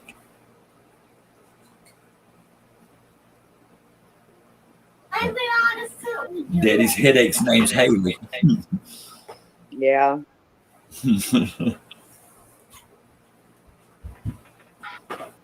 Hey, y'all. I can see you in the mirror, or you can see me in the mirror. Yeah. Oh. I can play up there. Don't try. Yeah. Vintage, look. 1931 S's. And they were for about $1,200 a piece. How much? About $1,200. 1931 S? Huh? 1931 S? San Francisco's the other rare, low mintage. Hell yeah. And I got 12 So is this. 12 of them. Damn, it will focus. Damn, that's good. What's that? Lot number 333, Murano glass perfume bottle. Dang. Yeah, it's not in there. It's in here in my jewelry box here, or one of my jewelry boxes. There's like, I got more jewelry boxes over here. I collect jewelry boxes and shit too. Oh, yeah. There's 2 of them. And then this is my one here. That's a big one. This is it here that came in there. This blue one here. Oh man. And that purple one came in the other box. And that's Murano. That blue cobalt. Huh? That blue and cobalt. I know it's the like baby blue. No. See, There's your coffee. that back there's cobalt. This back here is. Yeah, cobalt. That's pretty blue. Yeah, see like this big and stuff. Dang. Yeah, and then I got perfume bottles. Dang. They sell like crazy at cobalt. Yeah, and then I got green. Dang. I'm coming up. Oh Lord. And this is Delft clay. This is Delft from Dutch from Holland. Dang, that's good. Yeah. And I got this little bell. Ceramic. Yeah. And I got this little ceramic pot. This is the perfume bottles. Little baby bottles. This one's still full. This is who is that? I think it's Ralph Lauren. Wait a minute.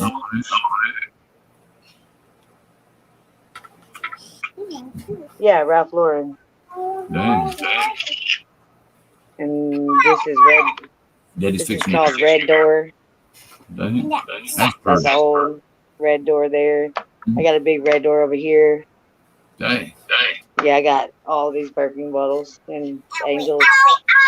That's my daughter when she was 1 year old. This is on her 1 year old birthday. She was a little angel. And I got Liberty back there. All the flag. Perfume bottles out the ass, the base, and all my other perfume bottles. Not all of them, but you know. I got more bells and shit in there, and more perfume, the more expensive perfumes in there and shit. And there's more cobalt blue. There's like little puppies that are cobalt blue back there. I wish I could move. Let me see. Now let's Girl. Yeah, and then this is another oil lamp. Dang.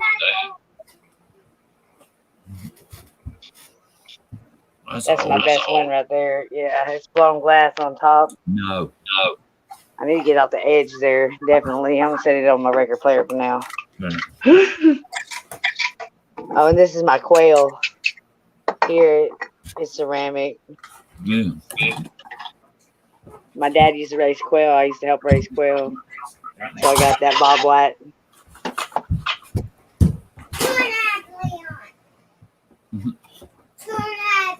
Oh, I'm about to spank a bottom this early in the morning. You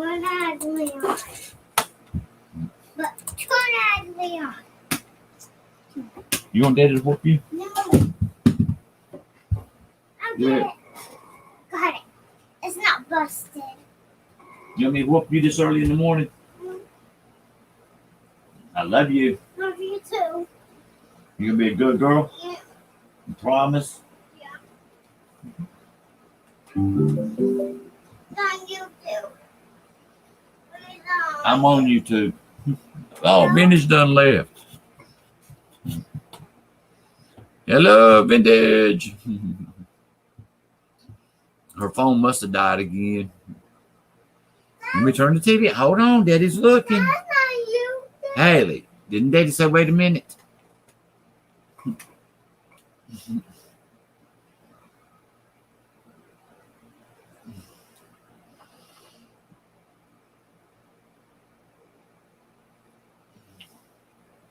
What in the world?